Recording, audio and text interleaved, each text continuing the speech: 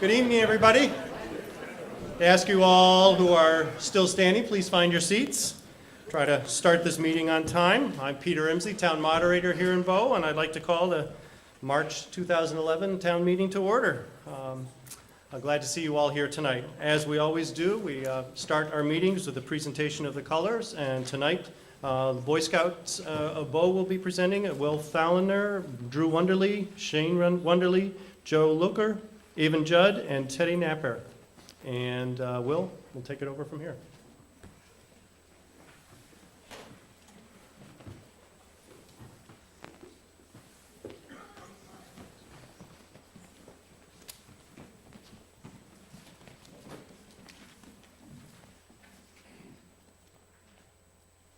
Color guards, present the colors. Ask you all, please rise.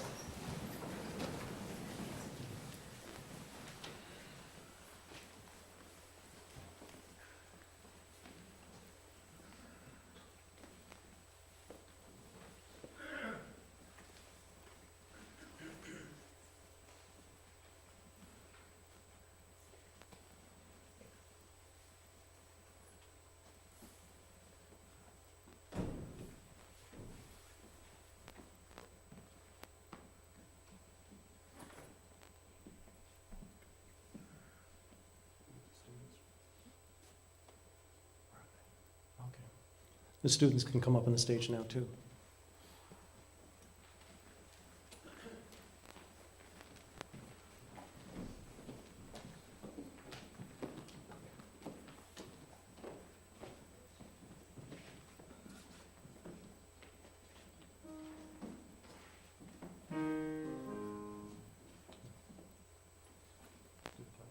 Would you all please join me in the pledge? I pledge allegiance to the flag of the United States of America and to the republic for which it stands, one nation, under God, indivisible, with liberty and justice for all.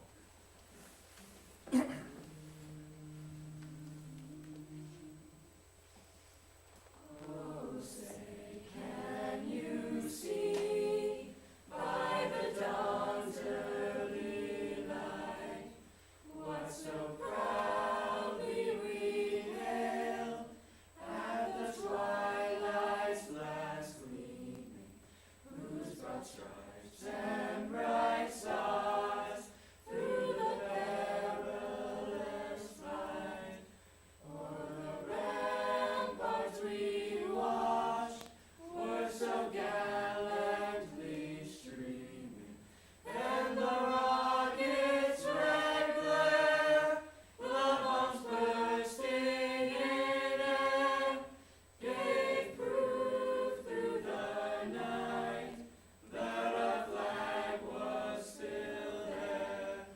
Oh, say does that star-spangled banner yet wave o'er the land of the free and the home of the brave.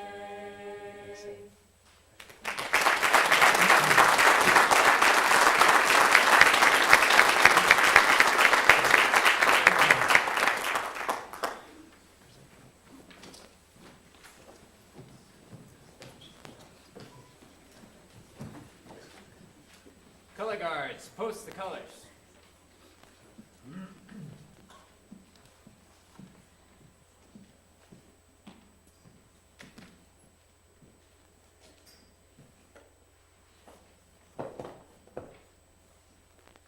Color guards, front center, please.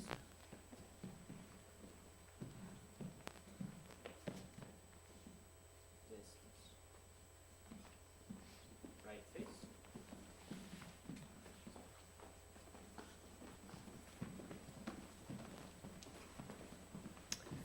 As our color guard is departing, I will also say thank you very, very much to our high school students who sang for us tonight. Shannon Mahoney, Aaron Inks, Darian Hankarek, James Zahensky, Haley Bishop, Elizabeth Hall, Cody Aiken, and Will Malvey. Thank you very, very much, students. It was beautiful.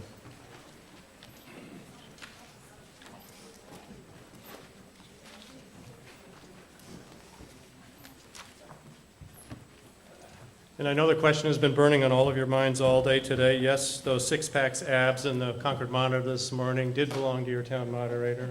I know you didn't see him behind the shirt and the tie, but they were there. They were there. As always, I like to take a few minutes at the beginning of the meeting to introduce the folks who are up in the front of the room. I don't introduce all our town officials because we'd be here all night, but at the head table, starting at the far end, we have Selectman Tom Keene, Jack Crisp, Colleen Hunter, Eric Anderson, Harry Judd. We have our town council, Paul Fitzgerald, our town clerk, Jill Hadaway. To my right is town manager Dave Stack, finance director Robert Levin, and our technology assistant for the first part of the meeting is Hillary Judd, and later in the evening I understand that Aaron Inks will be giving us a hand and helping out with that as well, and that's one of those jobs that somewhat is sometimes unheralded but is very important for making the meeting go, so we thank them very much. And another job that's even more unheralded than that, because he's always hiding in the booth up in the back of the room, is Bob Jakes, who's always managing the sound and the lights for us. Bob, thank you very much for being here again tonight and helping us out. Appreciate that.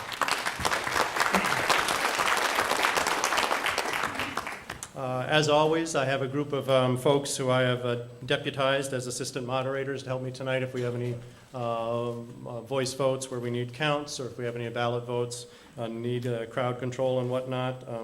Those folks include Jim Hayden, Tamar Roberts, Robert Loof, Gail Horton, Jeannie Gorelskis, and Jerry Carrier tonight.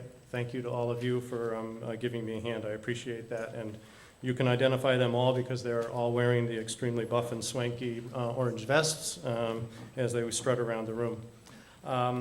Typical, the facility announcements, you probably heard them 1,000 times, but mention them again. Please only park in designated parking spaces, especially now with the snow piles. I know if parking is restricted in some areas, we don't want you towed during the meeting.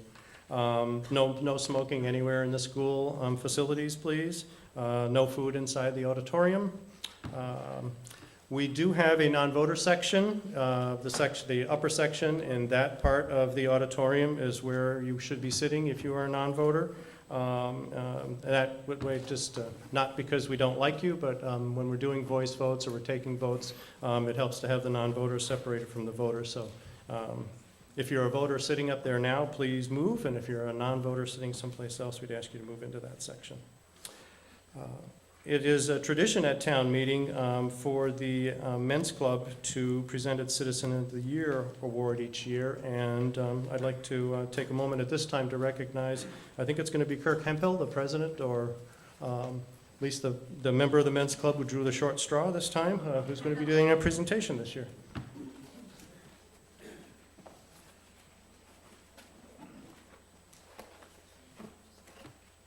That's what I get for being late. You didn't attend that meeting, Yeah, I definitely didn't know.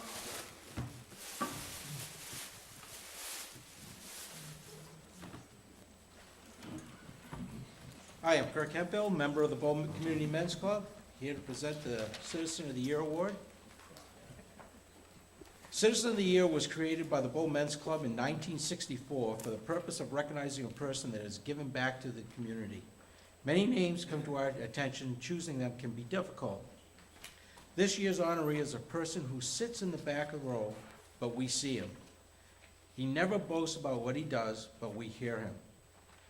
Things like bailing out a flooded cellar when the person has no sump pump, always helping the elderly that cannot do the work of cleaning out snow out of the building or a set of steps if needed, or distributing food for the church, turkeys at Thanksgiving, and most important, took in neighbors that could not stay in their own home and helping one of them through their last days of cancer.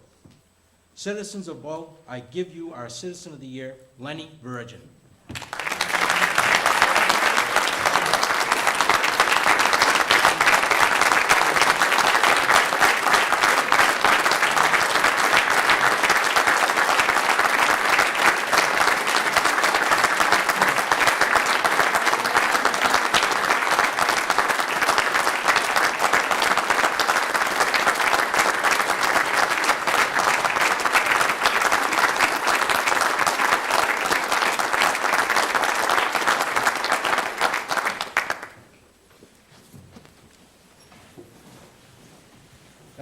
for sitting in the back row.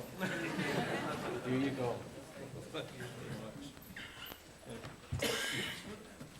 Thank you all. Thank you.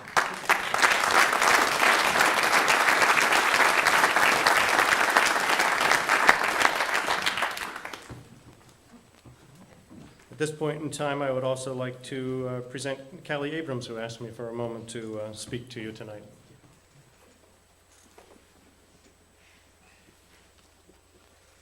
Good evening, everyone.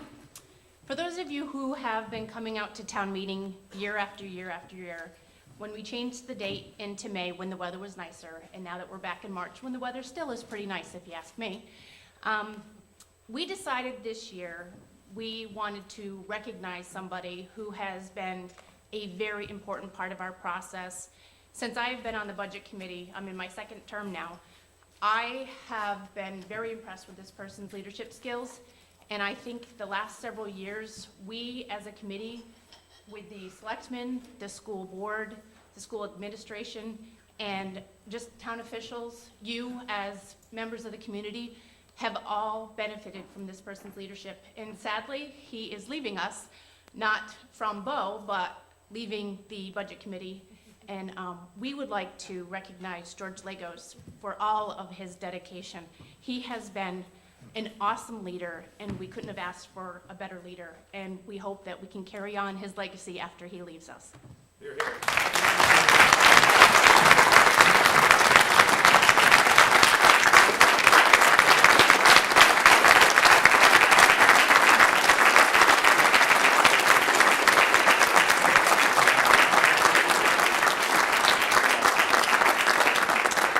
We were going to share with you all the Georgisms that we have acquired over the last couple of years, but we decided we would spare you those. I'm much more accustomed to being insulted than complimented, so I have nothing else to say. Thank you all very much.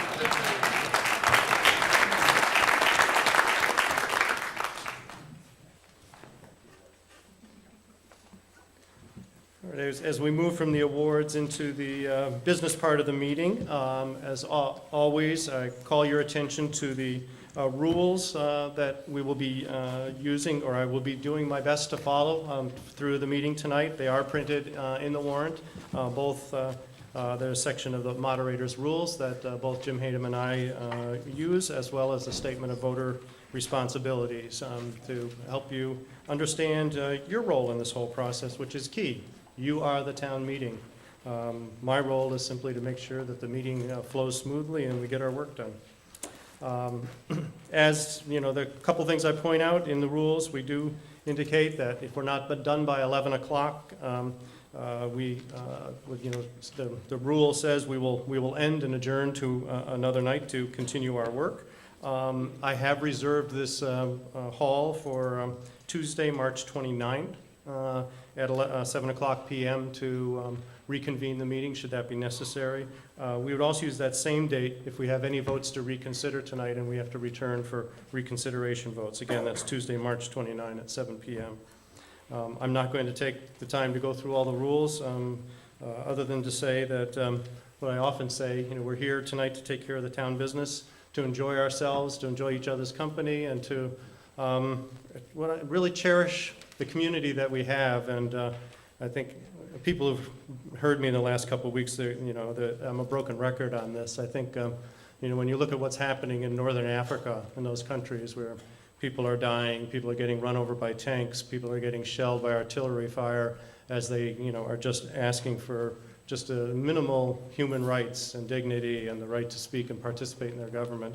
When you say, this is how we do it here in America. We all show up, nobody's intimidated, nobody's shot, nobody's killed. It's pretty incredible. So remember, everybody deserves respect, listen, and no personal attacks, and let's have a good meeting. This year, we're going to continue what we've done for the last few years. You all received the voter cards as we came in, so for most of the votes, we'll use the raising of the voter cards as a way to take votes. You each also received a packet of 4 ballots. If we do have any secret ballots, we'll use those ballots. I'll announce which color you need to use each time. We'll use the same process for the secret ballots as we have in the past. We'll have one ballot box, looks like there's actually two here tonight, up on the stage, and then one up on the second level behind the back of the auditorium. Jim Hayden will be covering that ballot box, and I'll be at this one with members of the supervisor, the checklist, and as we go through, you just instruct, mark your ballot, go through the box, hand it to the moderator or assistant moderator, and they'll put it in the box for you. We do have to keep control of the ballots, so, if you need to leave the room, will be assistant moderators at the door asking you to turn in your unused ballots and your card while you're out. Now, if it's just a rest stop and you're planning to come back, they'll hold it for you. When you come back in the room, they'll return it to you, but if you're leaving for the night, you need to turn them in. And I guess I just stress that, please, don't take the cards home with you. We're trying to save your money. We want to use them again in future years, so please remember to turn your cards in when you leave. You can just put them on the tables, out in the lobby. There should be, either with the people right at the door or in the back. We'll take care of it. Jill Hadaway has asked me to let you know that she will be in the office on Friday, so all those folks who have been elected to new offices and want to be sworn in, that she will be there to swear you in. I think she's taking some vacation time. I'm not sure how that was ever approved, but they're actually allowing. Yeah, okay. You might have to wait a little bit if you don't catch her on Friday, but she will be in on Friday. And you've probably gotten used to the fact that I like to find some sort of quote to start meetings with, and I used up one for a long time, and even I was getting tired of it, and I found a new one to use this year that it's from the autobiography of Ben Franklin, and he was actually talking about religious sects and how some religious sects are particularly most of them have an unfortunate tendency to claim that they've got the only path to enlightenment. But I think his words really struck me as being totally applicable to context, the political context for town meeting, and with a slight change, his quote goes like this. This modesty in a politician is perhaps a singular instance in the history of mankind. Every other sect, he was just talked about one that there was a sect or a politician in this case who did not claim to know all the answers. So this modesty is perhaps singular in the history of mankind. Every other politician supposing himself to be in possession of all truth, and that those who are different are so far in the wrong. Like a man traveling in foggy weather, those at some distance before him on the road he sees wrapped up in fog, as well as those behind him, and also those in the fields on each side of him. But near him all appears clear, though in truth he is just as much in the fog as any of them.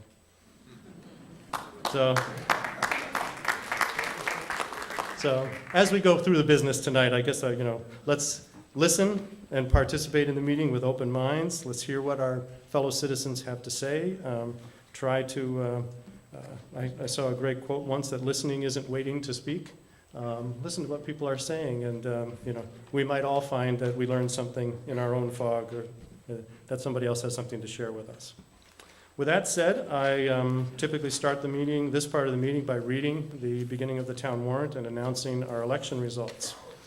And so the introduction to the official town warrant read this year: to the inhabitants of the town of Bow and the county of Merrimack in said state, qualified to vote in town affairs, you are hereby notified to meet at the Bow Community Building in said Bow on Tuesday, the 8th day of March 2011 at 7 a.m.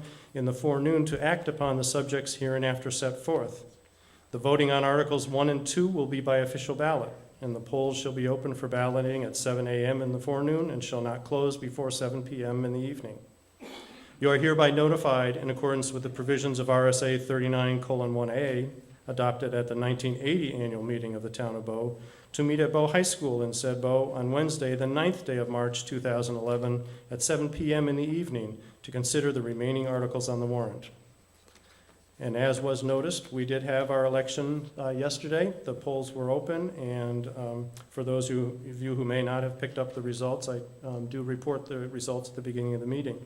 On the election for town offices, for the office of selectman, we had two candidates for one term.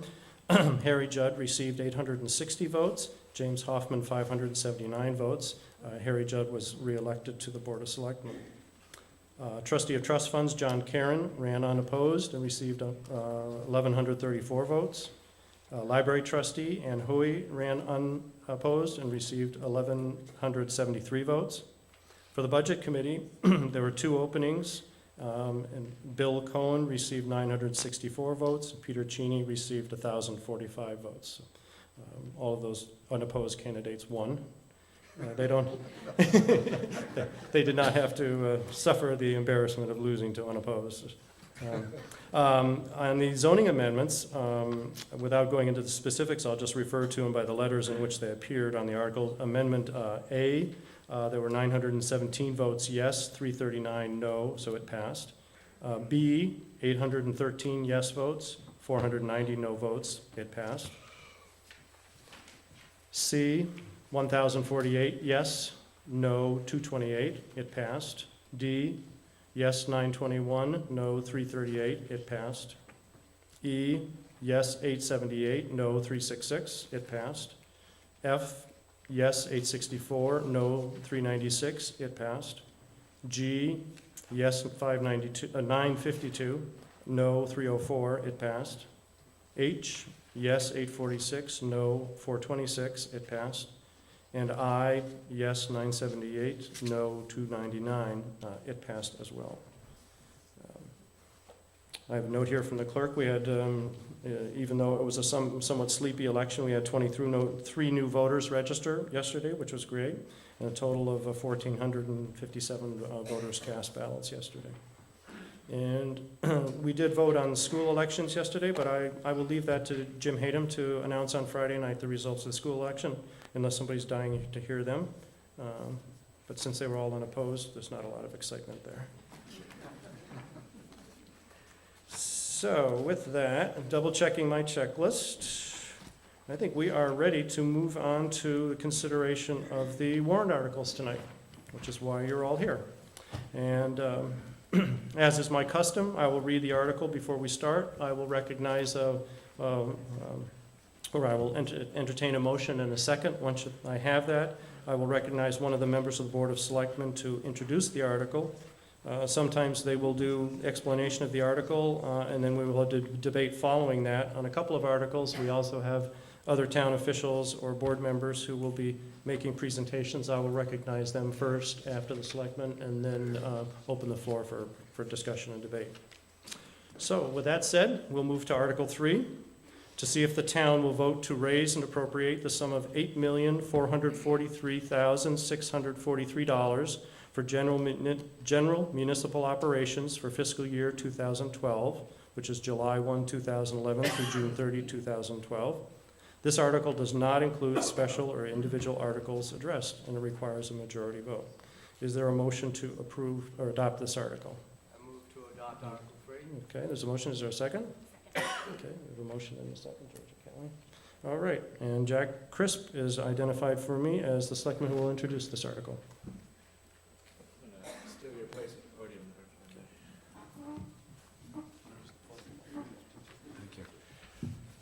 First of all, I'd like to begin tonight on behalf of the Board of Selectmen to thank Peter for his efforts.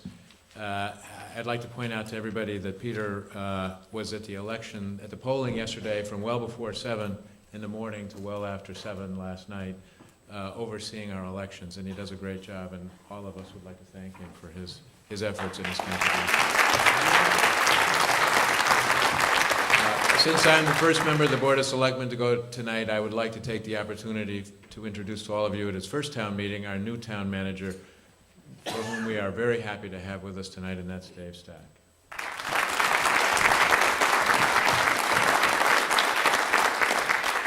And also our finance director, who is an invaluable resource to us, and that's Bob Levan, and we're trying to figure out how to make this a job for life, but we're not, having a lot of success persuading him on that. But Bob, thank you for all you do. And on behalf of the Board of Selectmen, I'd like to add our gratitude and appreciation to what George Lagos has done for the last few years as chair of our budget committee. He's done an outstanding job, and it's been a pleasure for us to work with him, and I'd like to thank him on behalf of the board for that. This is the easiest warrant article to introduce because I just turn over to George, and George does a briefing for you of what's in this. But this is obviously the biggest budget item in our town budget. It's the operating portion of it. We'll get on to the warrant articles and the other issues later on. I'd like to take just a brief moment to share with you something about the process by which this budget is created. And I know that those of you who have come to town meeting year after year have probably heard all this in the past, but our budget process in Bow starts with the town manager soliciting from all the department heads, many of whom are over here with us tonight, their proposed budget. And their mission is to give to the town manager a budget which provides for those things which they feel are in the best interest of the town to do, the things that they feel are necessary and prudent and are important for the town to accomplish. The town manager then takes the budget and he reworks it and makes his cuts or additions, I think mostly cuts, and then presents it to the Board of Selectmen. We take it and we spend time meeting with every one of the department heads to go through their budgets. We go through it with the town manager. This year, we're learning as we go along, and this year, as an efficiency, we had the department heads come in a joint meeting with the budget committee in order to save the department heads from coming in on 2 Saturdays, and conducted that session all in one shot. Then we come up with our budget, which then goes on to the budget committee, which consists of folks that you elect, like you elect the Board of Selectmen, and they take a look at the budget, and then it comes finally to you to vote on tonight, and all the monies that get appropriated are ultimately determined by you. This year, the Board of Selectmen, after some additions that came in after the town manager's initial budget, cut approximately $213,000 from what had initially been proposed. We also had some significant cuts to the warrant articles, but they're a little misleading because of the issue of the public safety building that you'll be hearing so much about later on. George, who is as familiar with these numbers as anybody, with the possible exception of Dave and Bob, is going to go into some of the details of the budget for you. And he knows the numbers well, and I've looked at his presentation. I know he's going to do an excellent job. We are all here to answer any questions that you may have after you hear that presentation. But I'd like to turn it over to George and thank him for his contribution tonight.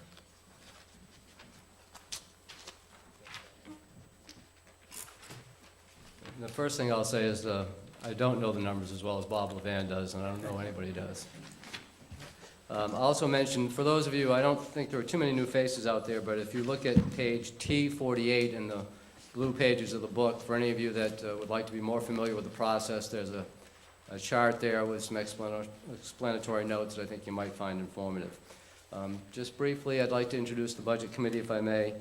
Callie Abrams, who introduced herself earlier, much to my surprise, is the vice chair. We have Peter Cheney, who was just recently reelected. Jack Christ, who is the selectman's representative. Ginger Frazier, who has just completed her first year. Cindy Martin. I'd like to also thank Deb McCann for her 3 years of service to the Budget Committee on loan from the school board. Thank you, Deb. And Dee Trybig. Also would like to congratulate Bill Cohen on his recent election to the Budget Committee. I'm going to try to quickly go through an overview without rushing it. Have just a couple slides to show you here. We can go to the next slide. Is it up there? Okay. If you look at page T32 in your book, in the blue pages, you'll see a summary of the operating budget by department, and you'll see the operating budget proposed by the Budget Committee of $8,443,643, which is actually $43,520 higher than the budget proposed by the Board of Selectmen, which is a bit unusual for us. That amount is $310,674 more than last year's approved operating budget, which was $8,132,969. Okay, next slide. There are several cost items which are primarily responsible for the increase for the variance which follow. The first is the debt service on the water and sewer bonds, which were authorized in the 2002 town meeting and which will be issued in 2011. That expense is expected to be $204,500. And you recall we had a vote last town meeting on this subject. For next year, that amount is going to be $909,780. That's an important number for next year's budget. The current estimated operating cost for the water system is projected at $113,000, and that's going to be offset based on present figures, unless there are more recent developments, which we may hear about, of about $50,000 in revenue. That's a current estimate as far as I know. And thirdly, for cycled property valuations, there's a $67,000 item that's in the operating budget for the first time this year, because last year we had that amount of money in a capital reserve account. Last year's payment out of that account lapsed the account, so now in order to fund that, we have to go into the operating budget. So that's a new added item to the operating budget this year. Next slide. Also, in terms of employee wage and benefit costs, there's been an increase, a net increase of $69,752 reflected in the slide. You can see the mandated retirement rate increase of $53,552. Then I'll go down to the COLA, cost of living increase of 1.2%, which was $49,036. I'll speak about that in just a moment. Other wage and benefits of $25,632. And then there was an offset against that for overtime hours, which were reduced by $58,468, which ended up with a net total of $69,752. Slide. Just briefly, the changes proposed by the Budget Committee to the Selectmen budget. The first one is the cost of living increase of 1.2% that the Budget Committee decided was appropriate, and that adjustment added $49,036 to the budget. That decision was made in recognition that there was no cost of living increase for the employees last year, and also as an effort to some level of parity due to a 2% increase pool of money that's going to appear in the school district budget on Friday for those non-contract employees in the school district. The third thing is also that in consideration, next year's budget with a $900,000 increase in expense with water and sewer is going to create an additional burden, and this would have been the second year without an increase, and the next year, the third year, it might have been a test with regard to that issue. So the Budget Committee voted to give them a 1.2% cost of living adjustment this year. There was a second adjustment to the budget that was proposed of relatively nominal $5,516, which was primarily attributable to a health insurance calculation in the library budget. Slide.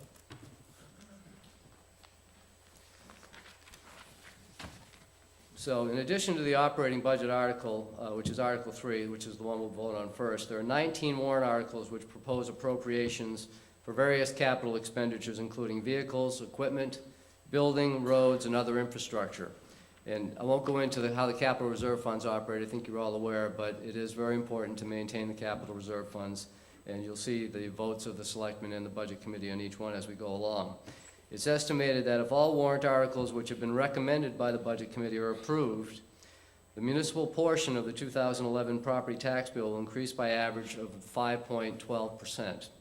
And this is a larger increase than what has typically been approved by the Budget Committee, but we think it's a responsible budget in light of the additional fixed expenses we're incurring this year, and in particular the water and sewer project expenses and other fixed expenses which I've already indicated above.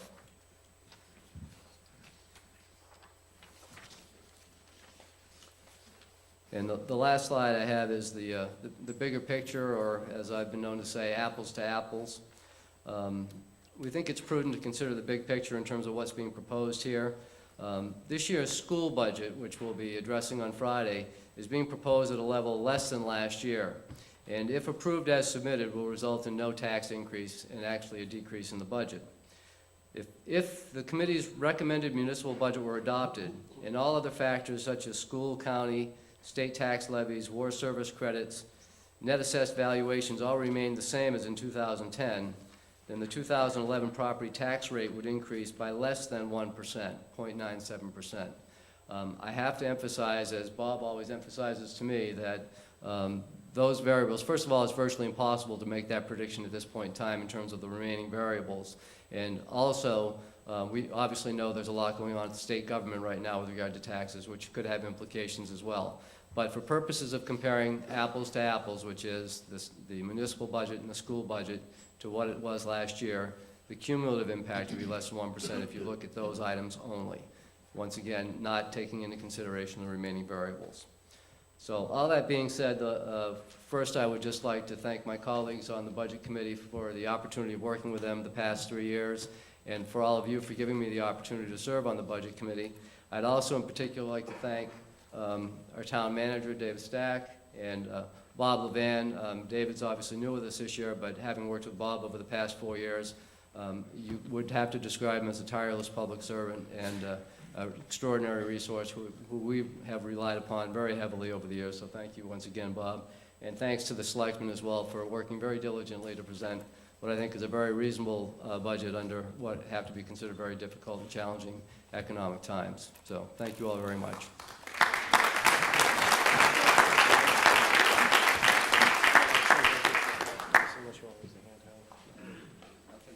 Okay. Great. So Article 3 is now up for discussion.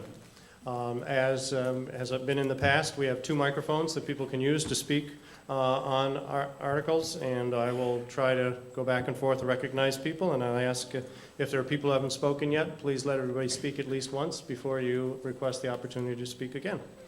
And I'll start with the gentleman at this microphone. Yes. Good evening, Jim Hoffman, 3 Nathaniel Drive. I'd like to address you, Mr. Moderator, and you, Mr. Chairman. And first of all, congratulate Harry for his re-election last night. The question I have for you is clarification on the town portion of the budget. Of course, we're not discussing school this evening. So on the town portion of the budget, George Lagos just put up a number that said 5.12% increase impact to the taxpayer, the property taxpayer. Last year, on page 62 of the town report, which was beautifully done, thank you for your efforts, Eric, on that, why it had a similar number, which was 4.6%. So when you take the 2 years together, it looks like we have something like 9.7% just on the municipal side of a property tax increase. Of course, that doesn't take into account the school. So for a homeowner that has a $10,000 tax bill, that would be roughly a $1,000 increase for the 2 years taken together. So my question is that, as a point of clarification, correct? And is that what we are being asked to vote on this evening, Mr. Chairman? Why don't I respond to that since I presented this article? Certainly, Jack. As you heard from the chairman of the Budget Committee, the best we're able to tell you right now is that the tax increase impact is less than 1%. With the schools taken together, With everything taken into account as best as we are able to project it right now. As you know from reading the newspapers, the state is in the process of trying to address the state retirement system, and part of the way that they're doing that is to push down the cost of that retirement system from them and to the local communities. So you see a $50,000 plus increase in our budget this year because the state is reducing their contribution to that retirement plan. There's a significant increase in health insurance benefits.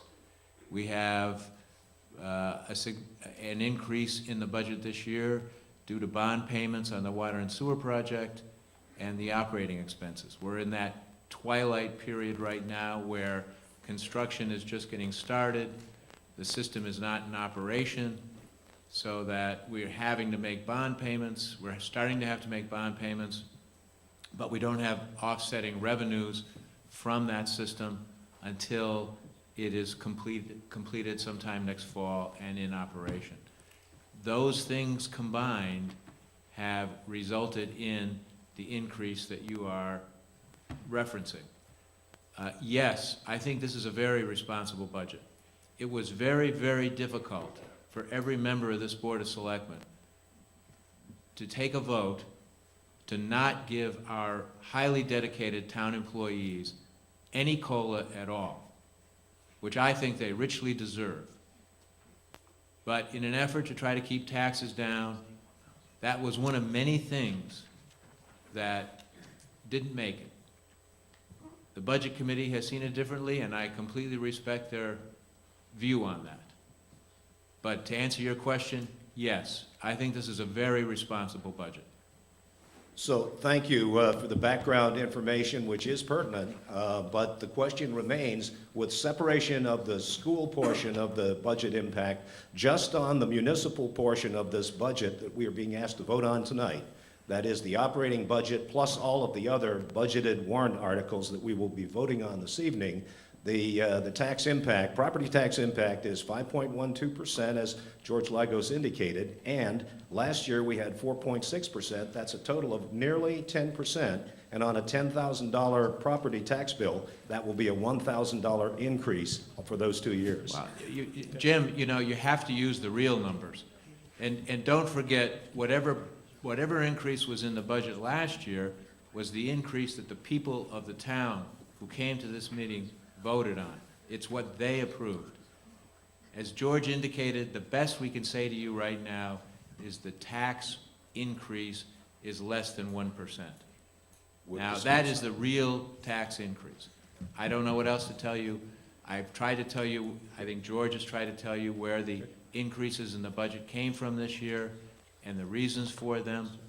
And yes, I believe, and I believe a majority of the members of this board and the Budget Committee believe that this is a responsible budget that takes into account the needs of the town, the needs of the people, the services that we have an obligation to provide, and fiscal responsibility. Thank you for your answer. I'll take that as a yes. $1,000 increase on the $10,000 tax bill. Okay. Thank you. I'll recognize a voter on this side of the room. My name is Dennis Mospick. I'm from 15 River Road in Bow, and I appreciate Mr. Hoffman's remarks because that addressed exactly what my concern is. First of all, if we separate this meeting from the school, it means my taxes will increase 5.1% this year. And this is the meeting we're discussing these taxes at. The school meeting is a totally separate issue because that's discussed at a separate meeting. Therefore, not combining that in, my taxes will go up 5.1%. I have several issues with that, and I'm sure many others in this room have, in that most people did not get a cost of living increase for the last 2 or 3 years. In fact, some of us are on a fixed income, and the government says my cost of living is not increasing, therefore my Social Security is staying flat. In the same breath, they're increasing my medical payments to them. Now, that means fairly quickly, at the rate we're increasing taxes in this town, I'll have to sell my property for whatever I can get for it. And I'm not happy with that. First of all, I look at this article, at the budget, and there's some very heavy hitters in here. One of them is the sewer and water.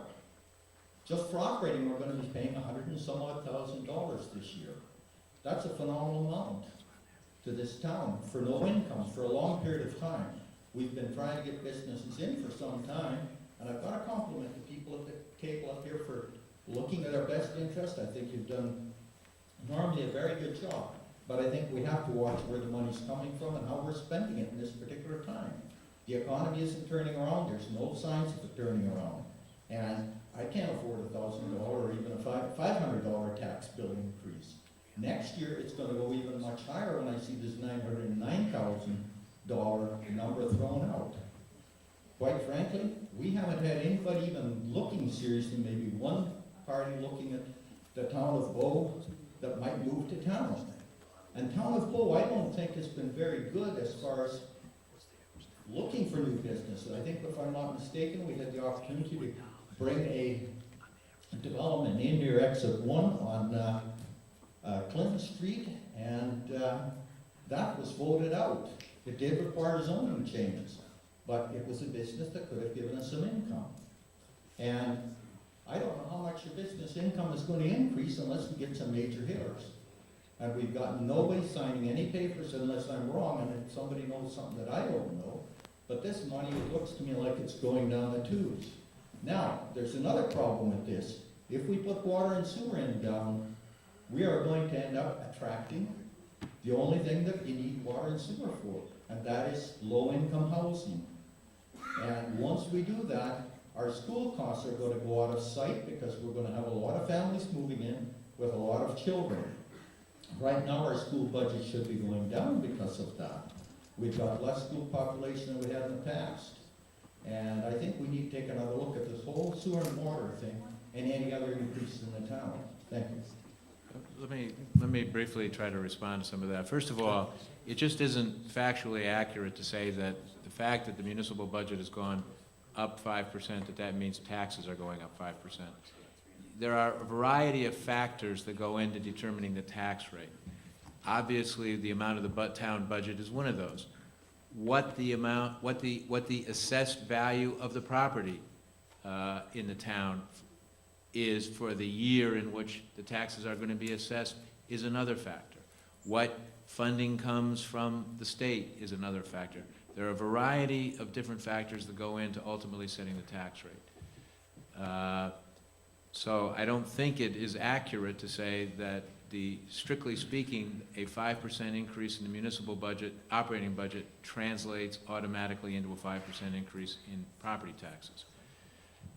We are facing some increases this year, and there have been significant cuts made to try to offset those increases.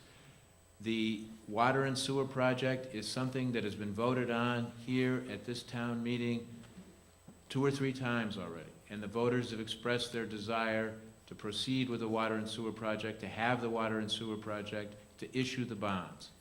And it is in accordance with that town vote that the selectmen have gone ahead with the project. I think there is growing interest along the area where the water and sewer project is under construction right now. I don't think zoning, I may be mistaken, and Bill Clubman is here, but I don't think the zoning in this area is going to be favorable to low-income housing. So I don't think that that is as big an issue as some may worry that it is. So, again, I think what's really important is that the best possible projection for tax increase that we can provide anyone today is less than 1%. And as George pointed out, there's a lot of variables that could change that. But that's the best that anybody can predict right now. We have looked long and hard at ways to cut things over the last 5 years, and we're looking long and hard about what to do about the increase in the water and sewer area with the bond payments and the operating expenses, and how to generate the revenues to go along with that to offset it. Obviously, that has to be on the agenda for the coming year. If I could Thank you. address something else, the reference to a development potential at Exit 1, I'm assuming, sir, you're talking about Sam Colby's property?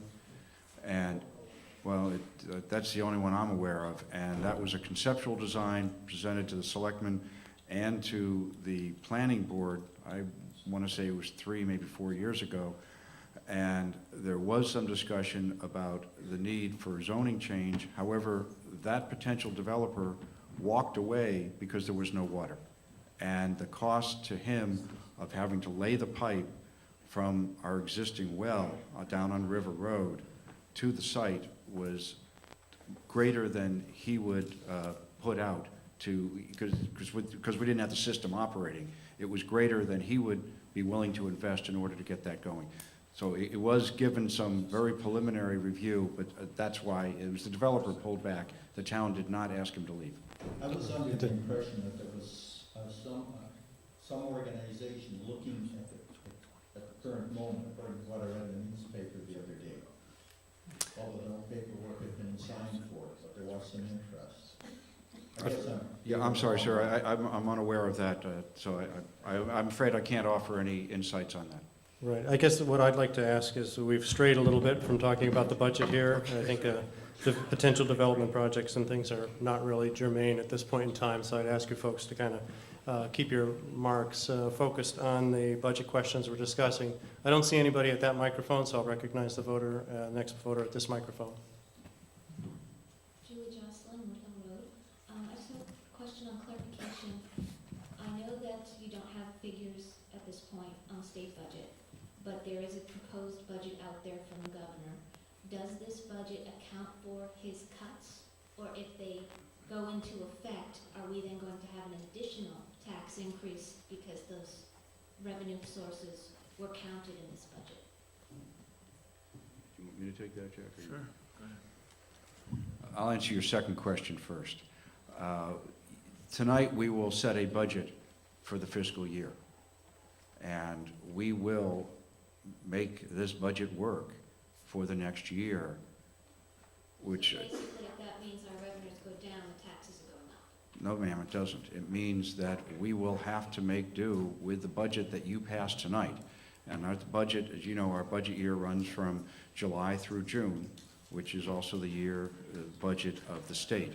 At the end of June, when the state legislature makes their final determination on how much aid there will be to municipalities, we will have a number, and then we will have to adjust our budget. But short of an emergency that a Superior Court would permit us to have a special meeting, your taxes will not go up more. We'll just have to cut the budget. Looks like May I, Selectman Keen would like to speak. Yep. Thank you. You're right, it is the governor's budget. The House and the Senate haven't acted on it yet. The Senate, the House, as you may have read in the newspaper, the Speaker of the House is committed to no downshifting of costs to the cities and towns. So the expectation on the House side is that you will get, or we will get, as a town, exactly the same amount of money this year, or next year that we got this year. But that's part of the process. Then it goes to the Senate, and then there's negotiations and so on and so forth. I don't necessarily agree with Selectman Judd's interpretation of what would happen. And I would ask Bob Levan if this is accurate. My sense is that when we pass a budget, we will pass an amount, the maximum amount we can spend. Later, in September, October, we will meet with the Department of Revenue, and they will say, what is the difference between what you bring in as revenue and what you need? That's how you set the tax rate. There's an amount there, and you divide that by the total value of the town, and that gives you your tax bill. You know, you put your price in there. So my sense is that passing this budget tonight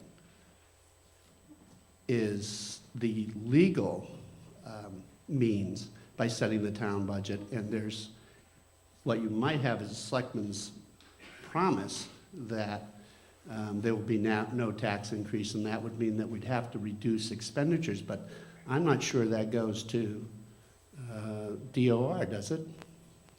Doesn't our approved budget go to DOR?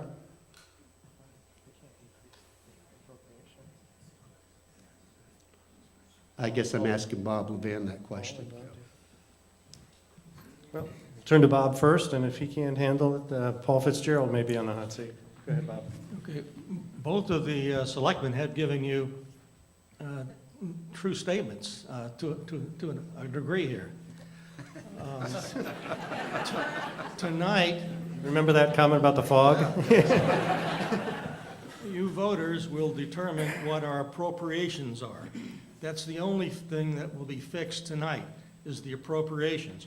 We still have estimated revenues, which the selectmen will adjust before we set the tax rate. Some of those estimated revenues may be more, or as a result of the legislature's cuts, it could be less, which might increase the taxes beyond what we're telling you tonight. Because none of what's been proposed by the governor is reflected in the information we're giving you tonight, because we don't know what's going to happen, and nobody can tell us that.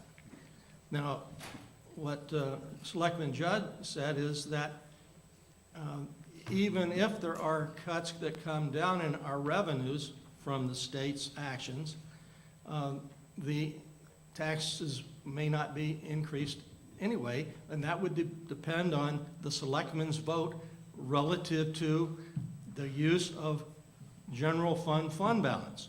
So maybe it's a possibility that if revenues come down, we'll use some general fund balance to make up the difference. Or, as he mentioned, we may decide not to spend all that you've appropriated, because what you've appropriate is the maximum we can spend. But if we decide not to spend that much, that will be an amount of fund balance that we could be, additional amount of fund balance that we can use to keep taxes down. So both statements are correct, but I would like to clarify some statement that's been made earlier. And that is the tax impact of a 5.12% increase in the municipal property tax rate. It's not $1,000, it's $81 on an average property value of $300,000. All right, I think we have a voter at this microphone. Recognize him. Mr. Moderator, Leon Kennison, 143 Page Road, and I would move the question. Okay. Motion has been made to move the question. Sometimes folks, it's known as calling the question, which is basically cuts off debate. And under our rules, first of all, we have to vote on whether or not you wish to cut off debate. And if it, yeah, do we have a second for that? Okay, we do have a second. If you do cut off debate, who seconded it? Oh, okay. Then anybody who is at a microphone waiting to speak gets to speak, but otherwise then we will proceed to vote on the article. So in this case, we have a motion to call a question, which would be to cut off debate on this article, and we need to take a vote on that. All those in favor of the motion, please raise your cards. And those opposed? Okay, the ayes clearly have it, so the motion passes. And this gentleman was at the microphone. I will recognize him to speak. But I ask you, please keep your remarks germane to the budget and not collateral issues as we began to stray on earlier. Thank you. I definitely will, thank you. Dennis Mossberg, 15 River Road again. I'd like to address Mr. Crisp's comments. The 5.1% was the numbers presented by you people, that's going to increase our tax rate if we vote on the affirmative to agree with the Board of Selectmen and the Budget Committee. It has absolutely no relevance what happens at a different part of our town meeting, namely the school board. Therefore, everybody should be aware that this will be a 5.1 increase. If we have an offsetting savings somewhere else, that's all well and good, but that remains to be seen. Thank you. All right, so the motion has been moved, or the motion to call the question has been moved and seconded, so now we will have no further debate on this article, and we will move to the actual vote. This is Article 3 on the town budget, and I will ask now at this point, all those in favor of Article 3 as it appears in the warrant, please signify yes by raising your voter cards at this point in time.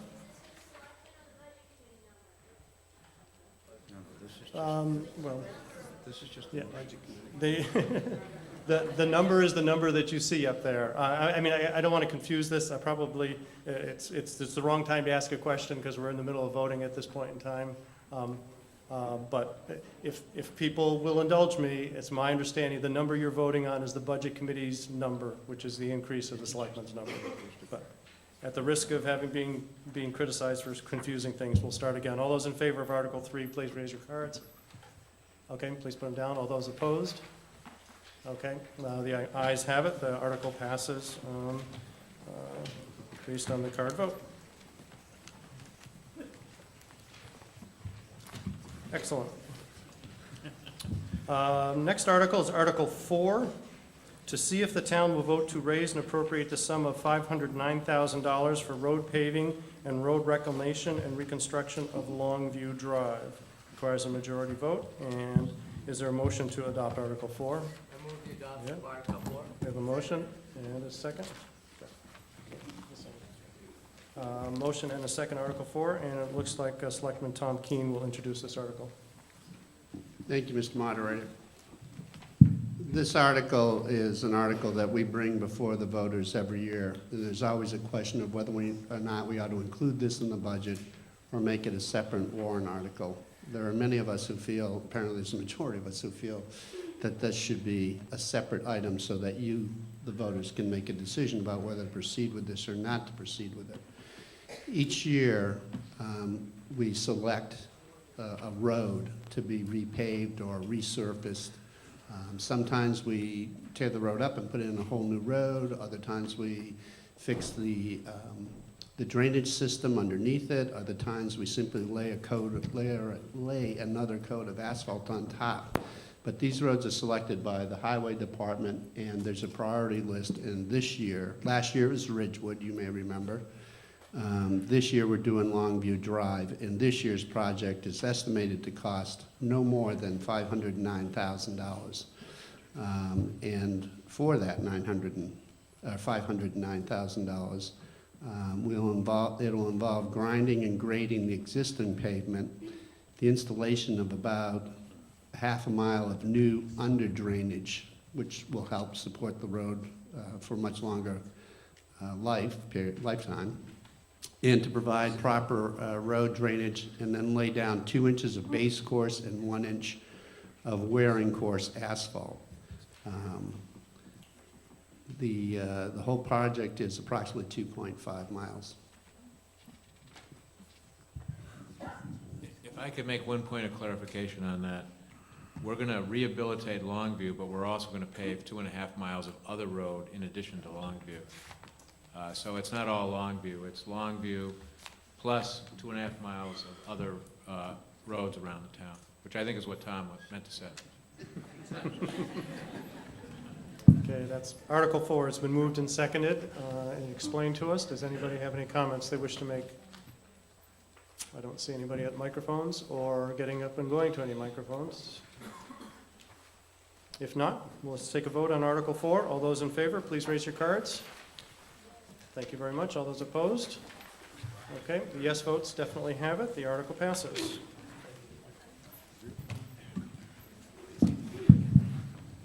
Now we'll move to Article 5, as it appears in the warrant, to see if the town will vote to raise and appropriate the sum of $25,000 for the Bulldog Meeting House architectural and structural repairs and renovation of the foundation, and to authorize the withdrawal of $25,000 from the unreserved fund balance of the general fund for this purpose. This article requires a majority vote, as I believe all of them do tonight, so I'll stop saying that. Eric Anderson is going to do the preliminary introduction here, and I believe we're also going to hear from the Heritage Commission. Oh, that's right. I move to adopt Article 5. That's right. It's a good thing you folks are here tonight. Thank you. Got a motion and a second to adopt Article 5. Now we'll do the presentation. Thank you, Mr. Moderator. You don't need me. I'm sure that many of the articles that we will be reviewing this evening will be referenced in our book, and if you were to go to page T25, you'll be all set for when I reference it. It says there's no tax dollars need to be raised to fund this particular article. It will have no impact on this year's tax rate. And you can see that depicted on page T25 under Article 5 in the rightmost column. And there'll be other speakers this evening that'll be addressing that same page with their particular article. At last year's town meeting, you authorized the withdrawal of $15,000 from the unreserved fund balance of the general fund for an engineering study of the Bulldog Meeting House steeple and foundation repairs. And you can see that referenced on page 35 of your town report, and that's article number 11 at the bottom of the page. That engineering study was completed this past fall and winter. A thorough review of the structure from the foundation up through and including the steeple was undertaken.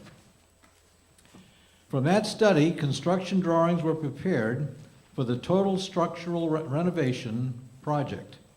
It was estimated it would cost approximately $150,000 to undertake and complete all of the necessary structural repairs to provide for a structurally sound facility.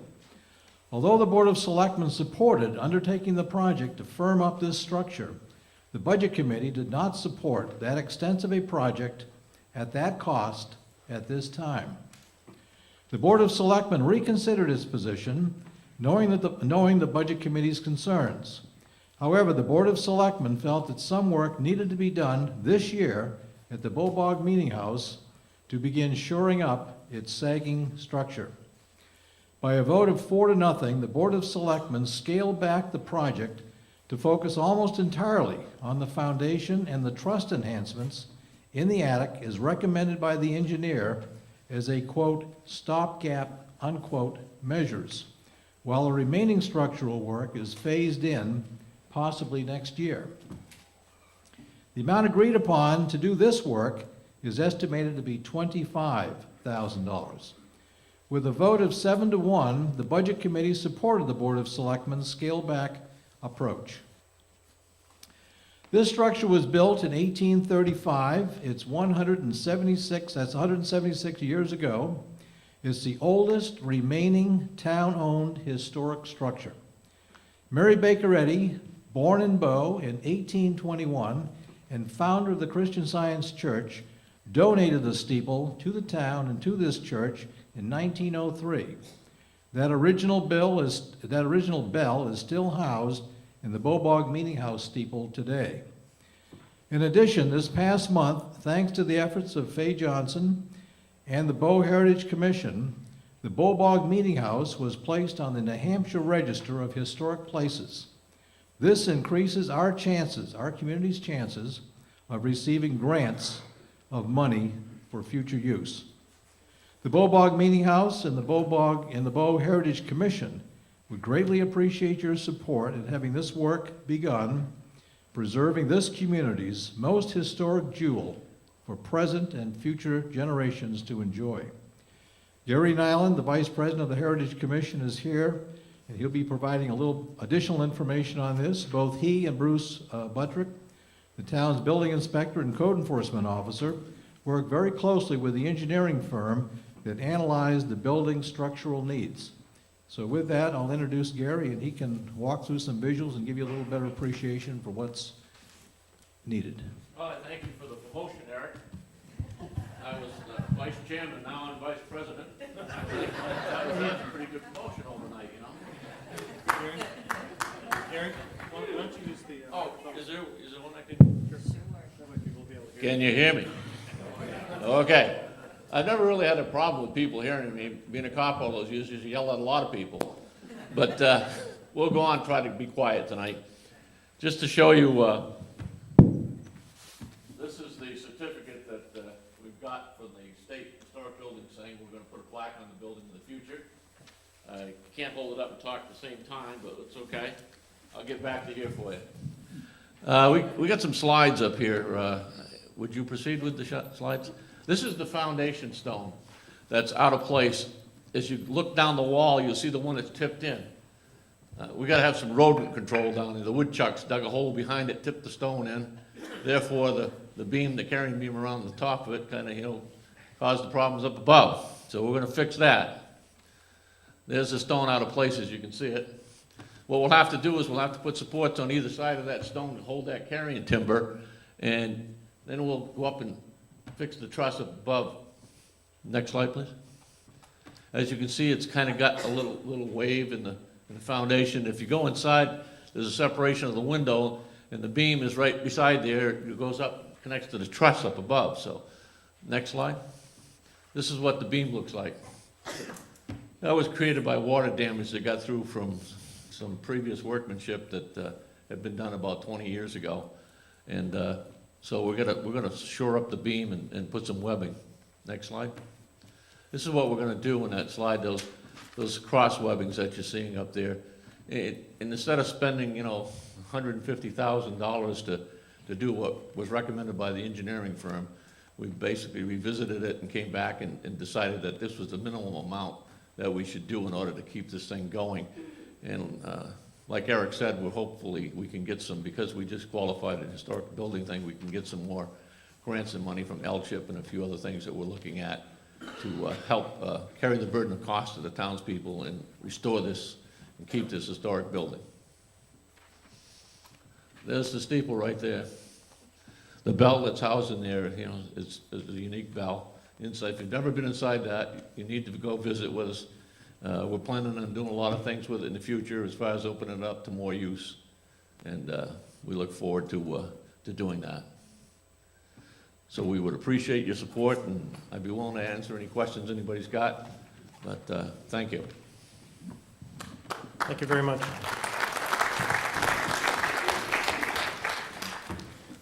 All right, this is Article 5. We have had a motion and a second, a presentation on it. Does anyone wish to be heard on Article 5? I don't see anybody. I've got a hand raised over there. Do you have? A general question, how is the building used and how often? Okay. Would you please use the microphone so everybody can hear you? Helps you get the sound throughout the whole auditorium. Thank you, sir. Also, identify yourself and your name and address, please. Bob Lux, Allen Road. I live about 3/10 of a mile away from the building. I want to know how it's used and how often it's used. I think that's interesting information. Well, it's used, I guess I can generalize and say it's used for very special occasions. We've had funerals there of some of our noted residents who have passed away. We've had weddings there of many of our residents who have seen fit to get married there. One of the churches, or one of the former churches, has had over the years their kind of like an annual strawberry festival, which is very nice. I went to the last one, and I never saw so many nice strawberries, and don't think I ate as much whipped cream as I've eaten in a long time. And the nice thing about it is they have the original trays that mount on each of those pews. And when you talk about the use of the facility, it's somewhat restricted in that you can't take the pews out because they're actually affixed to the floor. So to use it for some other function other than a seminar or kind of a teaching experience, it's difficult in that sense. But it's a very nice facility that can be used by groups and organizations, and we're hoping to make it more so. Currently, as you know, it doesn't have heat. It does have a wood stove in there. Everything in that facility is original. And I would say that you could almost see everything that's in there the way it was 176 years ago. And that's the nice thing about it. We have not tried to modernize it. We haven't tried to do anything to make it look any more contemporary than it was in 1835. But we're looking to use it more. Anybody else have any questions or comments? If there aren't any, we'll proceed to take a vote on Article 5 relative to the Bulldog Meeting House. All those in favor, please raise your cards. Thank you very much. All those opposed? The article clearly passes. Thank you. That was Article 5. Moving now to Article 6, to see if the town will vote to raise and appropriate the sum of $138,000 to be added to the Public Works Department Equipment Capital Reserve Fund previously established. And is there a motion to adopt this article? I move the adoption of Article 6. And a second? Yes. We have a motion and second to adopt Article 6. It looks like Selectman Judd will introduce this to us. Thank you, Peter. This is the first of a number of articles that we'll have before us tonight, some putting money into capital reserve, some taking money out of capital reserve. Just to see if we can get the terminology so that we're all following the same script. The capital reserve, the funds, or where the funds are deposited, that's the bank account. The determination of how much is paid in and how much we take out is structured around what's called our capital improvement plan. Capital improvement plan lists out the investments of our community in assets of $10,000 and greater, those that need to be replaced over time. Generally speaking, you can think of it in terms of things with wheels. It's a lot of equipment. In a capital reserve in the business world, we think of that as a depreciation allowance for the replacement of major equipment. In your personal life, think of it in terms of you have a child and you start saving for college. You never save enough, but you try to save so that when that day comes, you don't have to borrow money, you don't have to go into debt. And in the case of the town, we have a capital reserve structure so that we levelize the tax impact of replacing all of this equipment. The equipment is in the schedule based on its expected life. We adjust it as equipment lasts longer than we expected, or every once in a while you get a lemon. But we are doing this to avoid tax spikes in future years when we have to purchase an ambulance, a fire truck, rather than coming to the town and saying we need to raise taxes by $125,000. we say we have saved most of that money in the capital reserve, so we only have to say, by way of example, 1/14 of that has to be raised in taxes in the final year. We also are doing this to avoid borrowing money to, say, bond or to otherwise purchase a large piece of equipment. Now this year, in recognition of the economy, in trying to keep taxes down, in addition to other deferrals, other eliminations that have been referenced before, in the world of the capital reserve, the selectmen decided to extend the life of some equipment, and there were recommended replacements. We were on schedule to replace some equipment, but there's approximately $139,000 that we did not take from capital reserves or ask you to take from capital reserves this year, and we have left that money in the funds so they can continue to grow, and therefore we didn't have to ask you to put as much in this year. In other words, by leaving the money in, we've lowered the amount that would have to be put in so that we can replace that equipment in the years ahead. This particular warrant article addresses the highway department. The heavy equipment that we all own, that this town owns, is worth approximately $2.4 million. We will have to replace all of that in time. It will wear out. Those are the dump trucks, the pickup trucks, the loader, the graders, all of that equipment that you see out there doing our work. Now, there has been some discussion of late that these capital reserves, as you can see on the board, are before you because of a product of a 3-2 vote of the selectmen. I'd like you to consider that there are 12 elected officials that this town has that review all budget items. In the case of this warrant article, the vote was 10-3 that this warrant should go forward, that we should make this investment, that we should put money into the savings account to meet our future needs. As Peter said at the beginning of the meeting, we all have our views, we all share our views, but in this case, you can see that the majority of the people you have elected to structure the budget for our community, a great majority, 10-3, believe that this is an appropriate investment. And Peter, if you could move to the next slide, Aaron. I'm sorry, she leave? Can we have the next slide, please? You want the one with the breakout? I do. Yep, and she had it up already. Oh, I'm sorry. Back That's, on there? it's, ever since my kids got older, I don't have the eyes in the back of my head anymore. But if this other slide, thank you, Aaron, is an extract from what's in your annual report, pages T54 and T55 is the capital improvement plan. This has been extracted for your convenience. This is the approximate $2.4 million worth of equipment, and all of that equipment is being funded by this annual contribution. Thank you. All right, so we have Article 6 before us. It's the contribution to the Public Works Department Capital Reserve Funds. Anyone wish to be heard on this? It looks like we have two voters moving to the microphones. I'll start on this side tonight, on this article. Yes, sir, I recognize you to speak. Yes, hi, John Martin, 96 Wood Hill Road.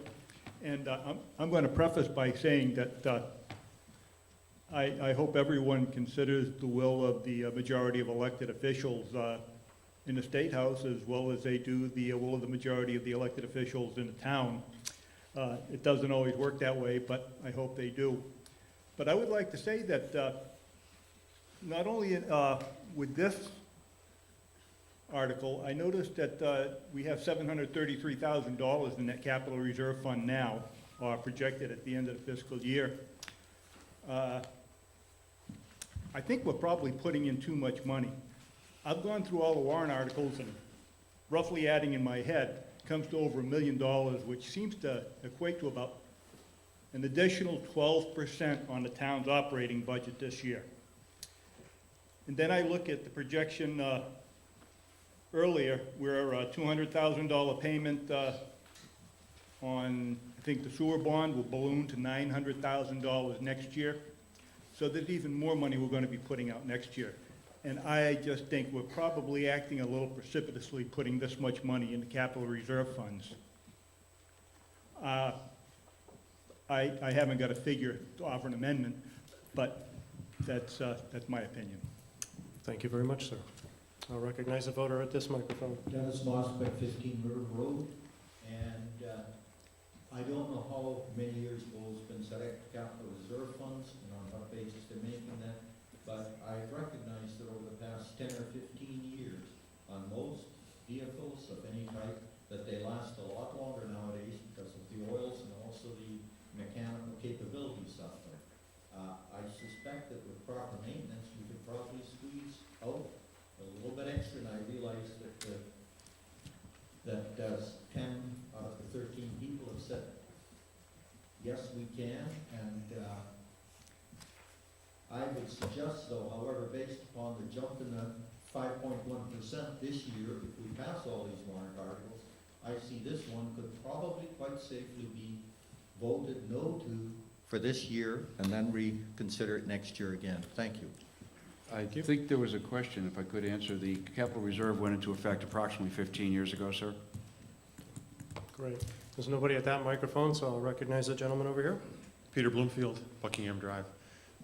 Harry, would you go back to that other slide and explain a little bit more? I'm just not clear as to what needs to be spent when. I see you've got $730,000 in the account now. And I don't see anything near that coming up in the near future. Yeah, Peter, if again, this was an extract from the capital reserve, Right. and you can see the replacement years. And I guess I'm gonna threaten you with saying that don't make me bring Bob Levan out here, because I don't want your eyes to glaze over when he starts talking about how we figure out the remaining life, when the equipment needs to be replaced, and how much on a straight line basis we have to contribute each year in order to meet that obligation. It's mathematics, Peter. No, I understand. I think, Peter, if I could answer your question, if you look at this replacement schedule, quick math in my head, somewhere between $550,000 and $600,000 will be spent by the end of 2014. Right, that's what I was trying to add up here, because it was Right. really hard to read on Right. on this, because it wasn't organized as clearly. With more coming up the following year. Right, okay. So we'll have spent this full $730,000 inside of 3 years, is that about right? We won't have spent all of it, but we'll have spent Most of the it. majority of it. Certainly The within remainder 4 will be years. there for the stuff coming on in 2015, 2016. And in fact, I believe we're asking you to spend some of it tonight, Peter. Some of the expenses we're talking about are listed there, you mean? No, of some of the items that are listed on this slide are later warrant articles to be spent, Okay. that we're asking to be withdrawn tonight. Right, that's year 11, 12 we're talking about. Yes, sir. Okay. As a point of clarification, not so much for you, Peter, but I think John indicated if you add all these warrant articles together, it's $1 million. And I don't question his math on that, but I think it is important to make a distinction between the warrant articles where people are being asked to raise money through taxes and those articles where we're taking money out of capital reserve. If you're taking money out of capital reserve, it's not impacting the tax base. And I don't know, John, if you made that. I just added the totals that had tax impact. Okay. Great. The other thing I would like to just say to everybody, for everybody's information, the capital improvement plan is something that is reviewed on an annual basis by a committee of elected people that come from the planning board. And most recently, the budget committee has got itself involved in that process, which I think has been very constructive. And every year, every item on the CIP is looked at to evaluate whether or not the life expectancy of a certain piece of equipment should be extended, should be shortened, should be altered in any way, to see if anything is missing from the CIP, to see if anything should be taken off the CIP. So there is an annual review that happens to make any adjustments that are appropriate, because equipment does, its life expectancy does change over time. We've extended some things that the CIP committee didn't necessarily think we should extend, but out of the concerns that you expressed. And that CIP plan ultimately finds its way back on an annual basis to our board to review, and it is also looked at on an annual basis by the budget committee. So just so everybody's aware of it, this plan isn't something that nobody's paying any attention to, but it is reviewed at least 3 times on an annual basis. All right, Article 6. I don't see anybody at any microphones, so we'd be ready to take a vote on Article 6 relative to the Public Works Equipment Capital Reserve. All those in favor of the article, please raise your cards. Thank you. And all those opposed? Okay, the ayes clearly have it. The article passes. Thank you very much. Article 7, to see if the town will vote to raise and appropriate the sum of $102,000 to be added to the fire truck capital reserve fund previously established. Is there a motion to adopt Article 7? I move the adoption of Article 7. And second? We have a motion and second on Article 7, and looks like Selectman Jack Crisp will introduce this to us. This is another article like the one we just voted on. This one is for the equipment in the fire department as opposed to the public works department. The fire truck replacement capital reserve fund allows the town to save the funds that are necessary to pay for the cost of replacement of our fire department's trucks and vehicles when they are scheduled to be replaced at the end of their useful life, which, as I indicated previously, is something that's looked at on an annual basis. The replacement schedule for these trucks and vehicles can be found on the next slide. Just like we have a little over $2 million in equipment in the Public Works Department, we have roughly $2 million of equipment or more in the fire department. And this equipment on a periodic basis is in need of replacement, and so we set a certain money aside on an annual basis to try to save for that, to avoid the necessity of borrowing funds, incurring interest expense in better times to generate some interest income on the funds that are put into our capital reserve fund.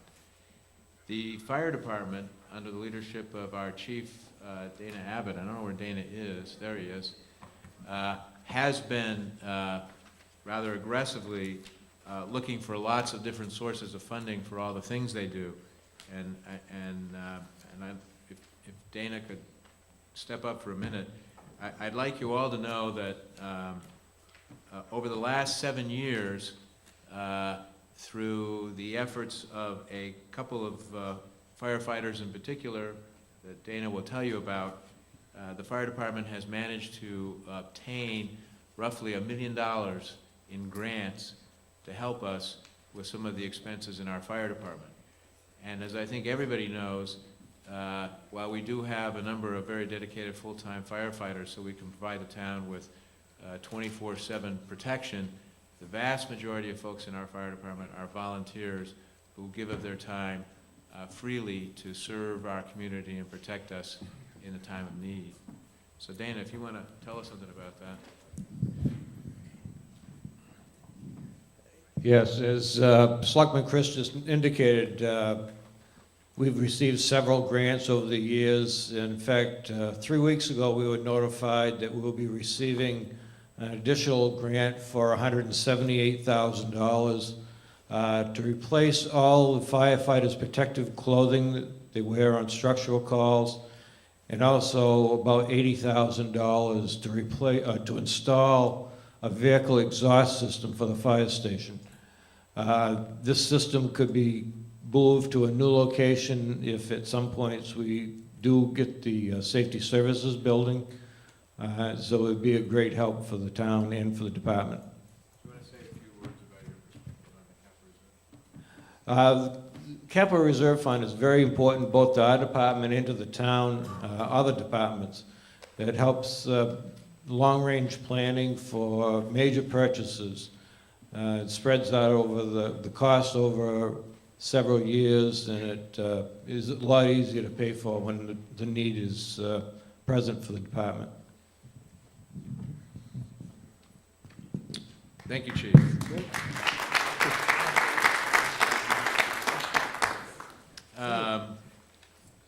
I guess the other thing I'd like to say, two other things I'd like to say about this.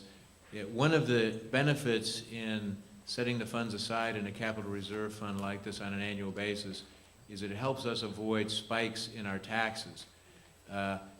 We can incur, you know, $400,000 in 1 year to replace one of our fire trucks. They're costly pieces of equipment. If we spread that out over a 14, 15-year period, we avoid that spike in any one given year to replace that one item, and we avoid incurring the interest expense on it. The estimated tax impact of this article is 0.09 cents per $1,000 of valuation. Okay, thank you. Anyone wish to be heard on this article, Article 7? Quiet group tonight. All right, there's nobody at the mics. I'm not going to wait. No, I don't see anybody getting up to move to the mics. That's great. If so, we'll take a vote. This is Article 7 relative to the Fire Truck Capital Reserve Fund. All those in favor, please raise your cards. Thank you very much. And all those opposed? And the yes votes clearly have it. Thank you. There's a vote in the affirmative. Thank you. Rick Hank, Golden View Drive. Mm-hmm. I'd like to make a motion to restrict reconsideration, Of? Article 3. Okay. Okay. Just Article 3? Well, all of them if I can. You have that ability. Thank you. For those of you who haven't been here at a town meeting before, a motion to restrict reconsideration prohibits the group from reconsidering an article tonight. If you later tonight vote to reconsider an article on which reconsideration's been restricted, we cannot have that vote to reconsider until a reconvened town meeting, at least 10 days from tonight, and we'd use that backup night that I announced earlier to hold that vote. So we have a motion by this voter to reconstrict consideration. You said all that we voted on, so that would be 3, 4, 5, 6, and 7. I haven't heard a second on that yet. I heard a second over here from someone. George? Yep. So it has been seconded. And let me make this 3 through 7. Okay.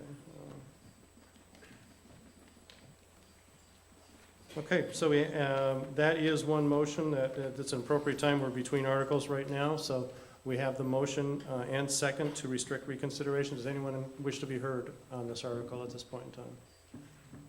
I don't see anyone, so we'll take a vote. All those in favor of the motion to restrict reconsideration, please raise your cards. You're very good, thank you.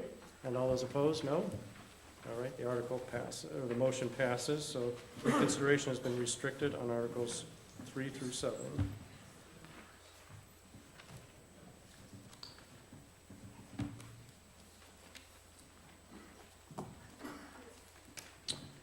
All right, with that, we'll be in a position to move on to Article 8, if my notes are correct. Yes. To see if the town will vote to raise and appropriate the sum of $89,000 to be added to the Municipal Buildings and Grounds Capital Reserve Fund previously established. Is there a motion to adopt Article 8? I move the adoption of Article 8. We have a motion and a second. We have a motion and a second on Article 8, and looks like Selectman Colleen Hunter will be introducing this article. Thank you, Mr. Moderator. The Municipal Buildings and Grounds Capital Reserve Fund allows the town to set aside the necessary funds to pay for the maintenance, repair, and rehabilitation of the town buildings and grounds. If we could go to there we go. A list of the projects in this capital reserve fund can be found on page T30. The balance of this fund is estimated to be $32,000 at the end of this fiscal year. The total replacement cost for all the listed projects is approximately $756,000, and the proposed capital reserve fund addition for fiscal year 2012 is $89,000. The tax impact of this article is 8 cents per $1,000 of valuation. Okay. Does anyone wish to be heard on this article? I don't see anybody at a mic or moving to a mic, so we'll take a vote then. Article Municipal Buildings and Capital Grounds Capital Reserve Fund, Article 8. All those in favor, please raise your cards. Thank you very much. All those opposed? The yes votes have it. The article passes. Thank you. Move on to Article 9, to see if the town will vote to raise and appropriate the sum of $70,000 for the purchase of mobile and portable radios for the police department and to authorize the withdrawal of $70,000 from the police department equipment capital reserve fund for this purpose. Is there a motion to adopt Article 9? I move the adoption of Article 9. Okay, and is there a second? And we have a motion and second to adopt Article 9, and it sounds like we're going to hear from Selectman Hunter again. Well, thank you, Mr. Moderator. These funds will be used to purchase 17 portable radios at $3,100 each, and 7 mobile, which will be used in the cruisers, at $3,400 each. Currently, they are using Motorola XTS 3000 portables, which the officers use, and Astra Spectrum mobile radios that are in the cruisers. As of July 2010, the XTS 3000s were no longer supported by Motorola, and as of December 2010, the Spectras were no longer supported. What this means is that the parts for them will no longer be manufactured. This ultimately could be fixed, however, it will probably be much more costly, and unfortunately, there could be a huge delay in trying to find the parts. More importantly, 6 of the portables were purchased in 2003, making them 8 years old. The others were purchased around 2002 or before, making them 9 years or older. The manufacturer's suggested life is 5 years. The Spectres were purchased also sometime around 2002, making them 9 years old and extending them beyond their suggested life use. Due to these reasons, these radios need to be replaced. As it's been pointed out to us, the radios are the lifeline for our police department, and they impact the officer's safety throughout an entire shift.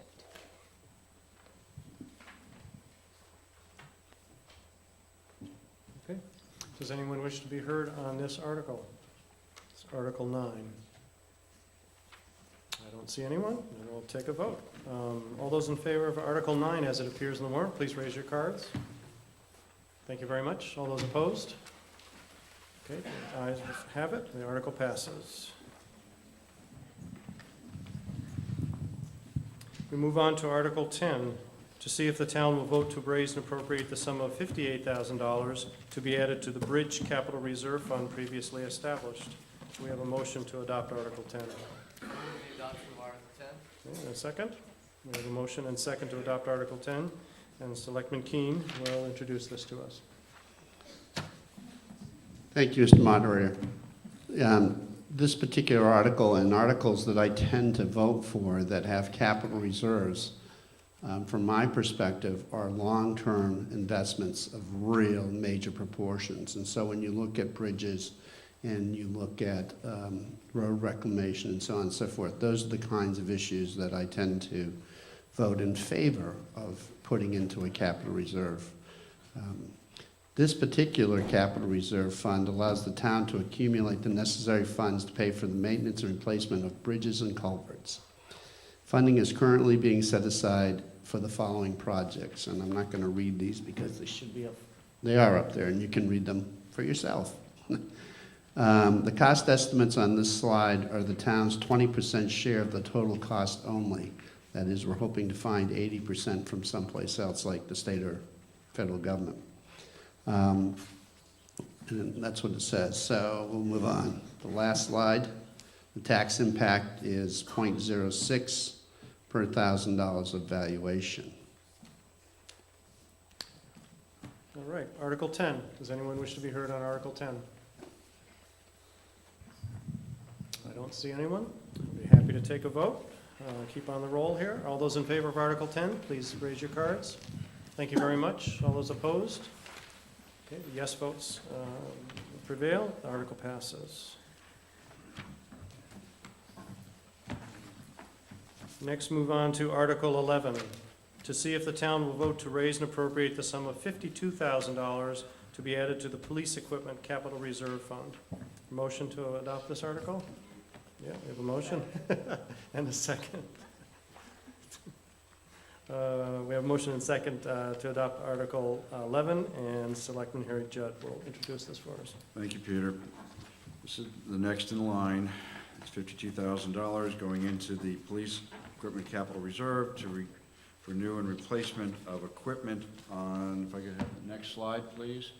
This is scheduled that is in the Capital Reserve and starting in T54 and T55 in your annual reports. You can see it supports total equipment of $456,000 that we will have to replace over time.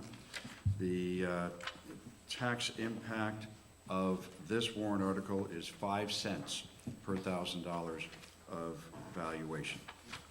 Thank you. Okay. Anyone wish to be heard on this article? All right, I don't see anyone coming to a microphone, and therefore we'll take a vote. All those in favor of Article 11, please raise your cards. Thank you very much. And those opposed?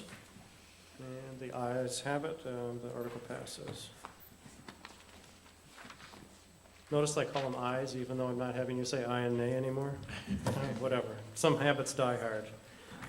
Article 12, to see if the town will vote to raise and appropriate the sum of $50,000 for the purchase of 2 defibrillators for the fire department, and to authorize the withdrawal of up to $50,000 from the fire department equipment capital reserve fund for this purpose. We have a motion to adopt Article 12. I move the adoption of Article 12. And a second? And a second. Okay. Ooh, starting to have a little competition over here in the corner. I think Sarah got the second. We have a motion and second on Article 12, and Selectman Jack Crisp will introduce it to us. Thank you, Peter. This article is a little different than the other warrant articles in that this is a warrant article in which we are taking money out of the capital reserve fund that has been put in there in past years. In this case, we are seeking to replace 2 12-year-old defibrillators that are carried in our town's 2 ambulances. The funds, as I've indicated, have been previously accrued, so there's no tax impact on this. This is one of those occasions when we enjoy the benefit of having this capital reserve fund. Thank you. Anyone wish to be heard on this article? All right, I don't see anyone getting ready to speak. Therefore, we'll take a vote. This is Article 12. All those in favor, please raise your cards. Thank you very much. All those opposed? And the yes votes have it, and article passes. Thank you very much. Our next article is Article 13, to see if the town will vote to raise and appropriate the sum of $35,000 for replacement of the roof of the police station, and to authorize the withdrawal of $35,000 from the unreserved fund balance of the general fund for this purpose. Is there a motion to adopt Article 13? I move the adoption of Article 13. And a second? Sarah. Callie's gonna get mad. Never. Okay. Article 13 has been moved and seconded, and Selectman Hunter will introduce this to us. Thank you, Mr. Moderator. This article seeks funding to replace the 20-year-old flat rubber roof on the police station portion of the police station DPW building. It has had ongoing issues with leaks. And as far as we've known, it has never received any maintenance to it. It is proposed that funding for the roof replacement come from the town's unreserved balance fund, resulting in no impact on the 2011 property tax rate. And this can be seen on page T25. Thank you. Okay. Article 13, anyone wish to speak on it? I don't. We do have somebody who wants to speak. Yes, I'll recognize the voter at this microphone. Ray Helgamo, 3 Woodland Circle. When was this last done? I don't think it's ever been done. When was Since- it put on since we- originally? It's 20 years old. 87. In other words, how old is it? It's over 20 years old. Eric, who's probably our best historian, thinks it was 1987.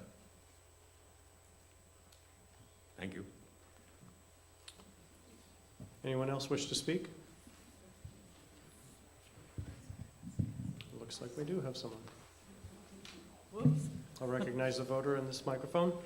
Yes, I have a question regarding what you're going to put on as a roof. I would greatly suggest that you use a metal roof. That being because so many of us residents are putting metal roofs on our homes now for snow and heavy rain or whatever it might be. So I'm very curious to know what you're going to use. You want Somebody Tim? field that question? You want Tim to speak to this? Or Bruce. Or Bruce? Come on, Bruce. You're here for a reason. Oh, yes. I forgot to identify myself. I'm Marge Welch, 44 Bowcenter Road. Thank you, Marge. Good evening, Bruce Buttrick, Building Inspector.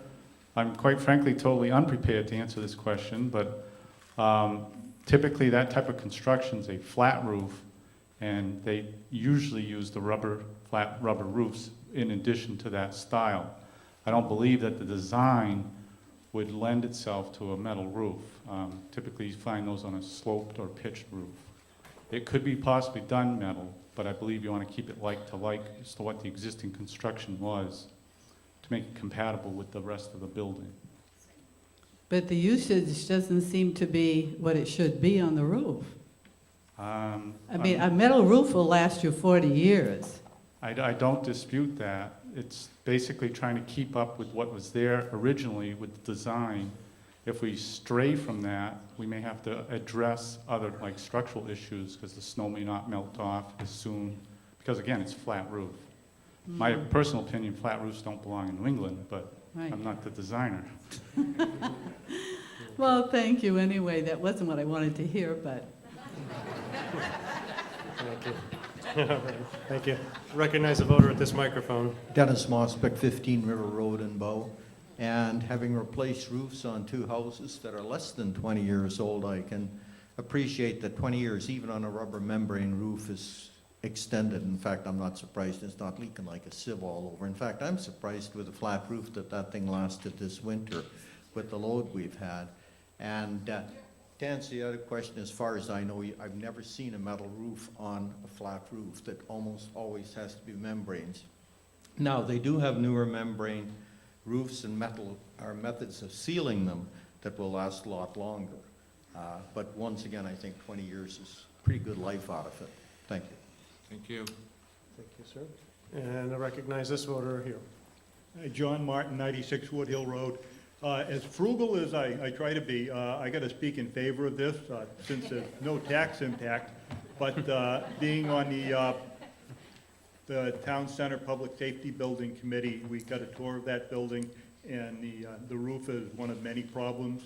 And something needs to be done with that building. And if you want to talk about a tax spike, that building has a potential for being one if it's not maintained. Thank you. Thank you for your comments. Anyone else wish to speak on this article? I don't see anyone, so we will proceed to a vote. Article 13, all those in favor of Article 13 as it appears, please raise your cards. Thank you. And those opposed? Yes votes have it. The article passes. Our next article is Article 14, to see if the town will vote to raise and appropriate the sum of $34,000 to be added to the Fire Department Equipment Capital Reserve Fund previously established. Is there a motion to adopt Article 14? I move the adoption of Article 14. Okay, and a second? Okay, you got a motion and a second? We have a motion and second on Article 14. It looks like Selectman Judd will introduce it to us. Thank you. This is, as stated, to put aside the funds to replace equipment for the fire department. If I could, Aaron, if you could have the next slide, please. This will be, as you can see, I'm sorry, do you not get it? Oh, my God. Aaron, you gotta move that razor a little closer to the chin.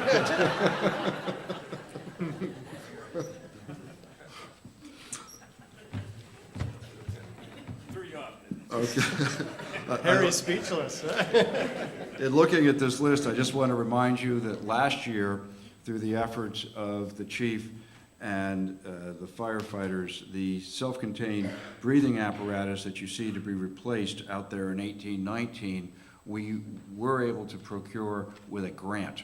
So while we're planning here to replace it, I just want to underscore what the chief said before, that they're working hard to find ways to procure this equipment so that it does not come from tax dollars. So the tax impact of this warrant, if passed, is 3 cents per $1,000. Thank you. Okay. Anyone wish to be heard on this article, Article 14? All right, I don't see anyone. I'd be happy to take a vote. All those in favor of Article 14, please raise your cards. Thank you very much. All those opposed, no? Raise your cards. Thank you very much. The yes votes have it. The article passes. Move on to Article 15. To see if the town will vote to raise and appropriate the sum of $25,000 for the replacement of a police cruiser and to authorize a withdrawal of $25,000 from the Police Department Equipment Capital Reserve Fund for this purpose. Is there a motion to adopt Article 15? I move the adoption of Article 15. And a second? And we have a motion and a second on Article 15, and looks like Selectman Crisp will introduce it to us. Thank you, Peter. This article is to, again, withdraw some funds from the capital reserve previously established for the replacement of police vehicles. In this case, we're looking to replace a cruiser, a 2003 Ford Crown Victoria, currently being used by the chief. It's got 130, well, it had 133,400 miles on it at the end of 2010. Obviously, it's got more miles on it than that now. The funds for this acquisition have been set aside in prior years. It's a removal of funds from the capital reserve account, and therefore it will have no tax impact. Article 15. Anyone wish to speak on it? I don't see anybody. Oops. Either it's an unfortunate time to take a bathroom break, or she's really going to speak. No? Okay. It looks like we have no one wishing to speak. Then we'll take a vote on Article 15. All those in favor, please open your cards. Thank you very much. All those opposed? And the yes votes have it. Article passes. Thank you very much. Article 16. To see if the town will vote to raise and appropriate the sum of $25,000 for the purpose of updating the town center plan and to address the information needs identified by the Town Center and Public Safety Facility Study Committee, and to authorize the withdrawal of $25,000 from the unreserved fund balance of the general fund for this purpose. This article includes the hiring of architectural and engineering firms to update the town center schematic design, conduct geotechnical site analysis, assess potential mold and hazardous building materials issues in the current community building, the fire department building, and the police department building, and the preparation of costs of either upgrading the town's current fire, police, and recreation facilities or building new facilities. Is there a motion to adopt Article 16?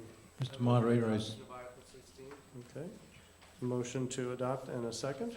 And we have a motion and a second to adopt 16. And now, Eric, you can speak.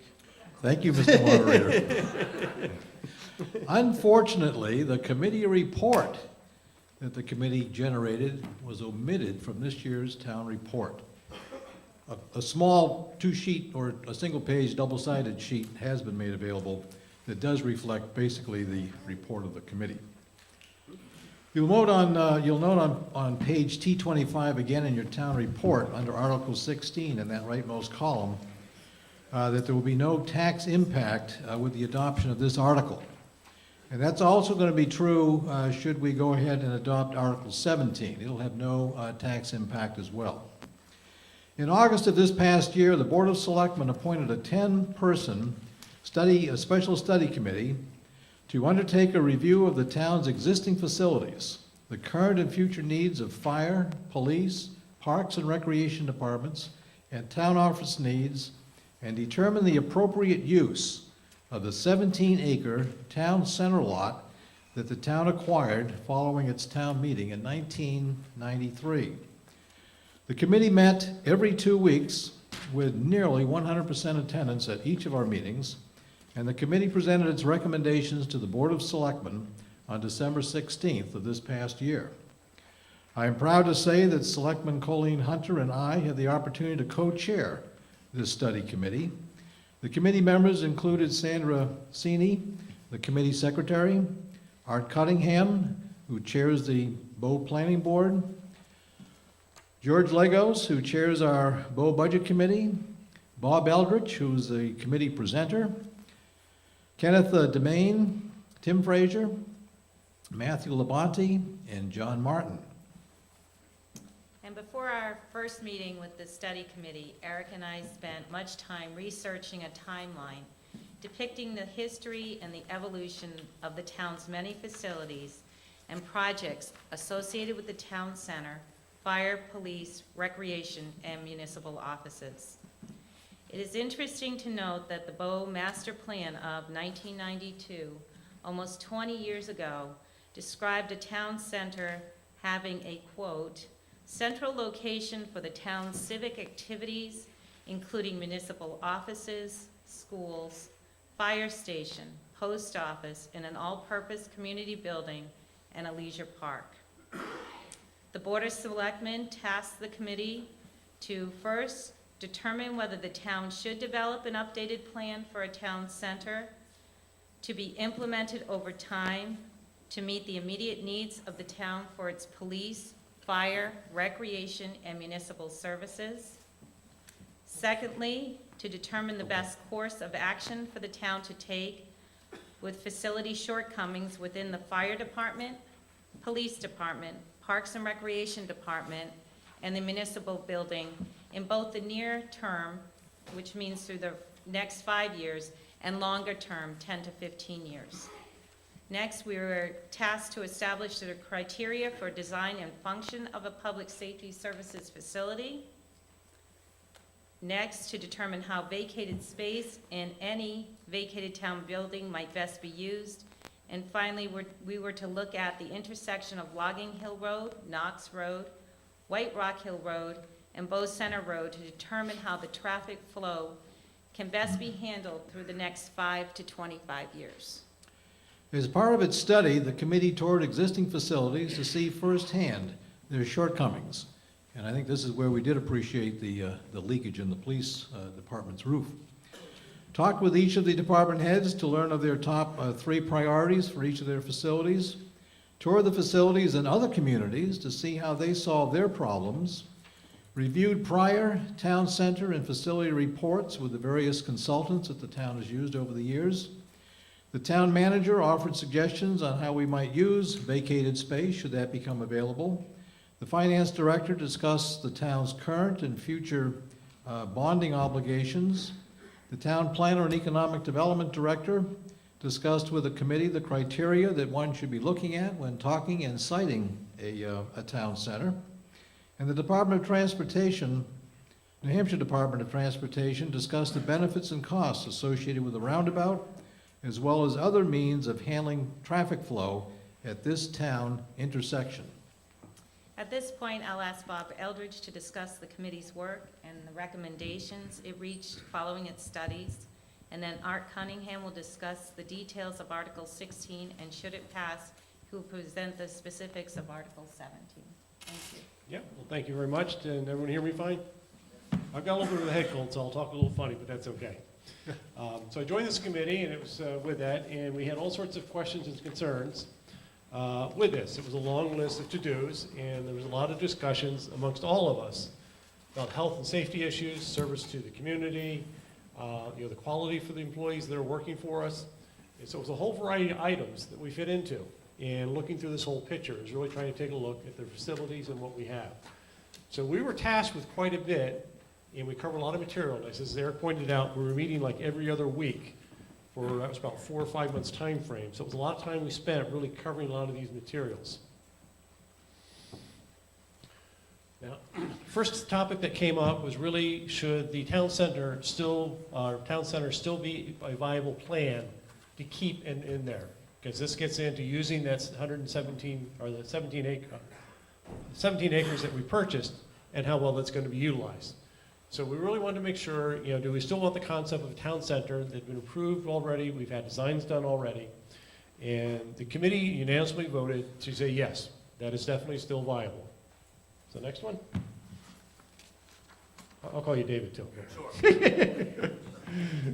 Now, we've all been hearing about possibly a new fire station, new police station maybe, and we're all very fond of our gazebo and our sledding hill. And this is some land that was purchased back in 1993. If you can see right in here, of course it doesn't want to work what I want it to do. So there's our gazebo right here, sledding hill right here. There's a considerable amount of land all set back in through here. We're actually looking, if any new buildings were to be built, would actually be up in this area in here and be totally separate from this area. So it is a vast amount of land, the 17 acres that we did invest in.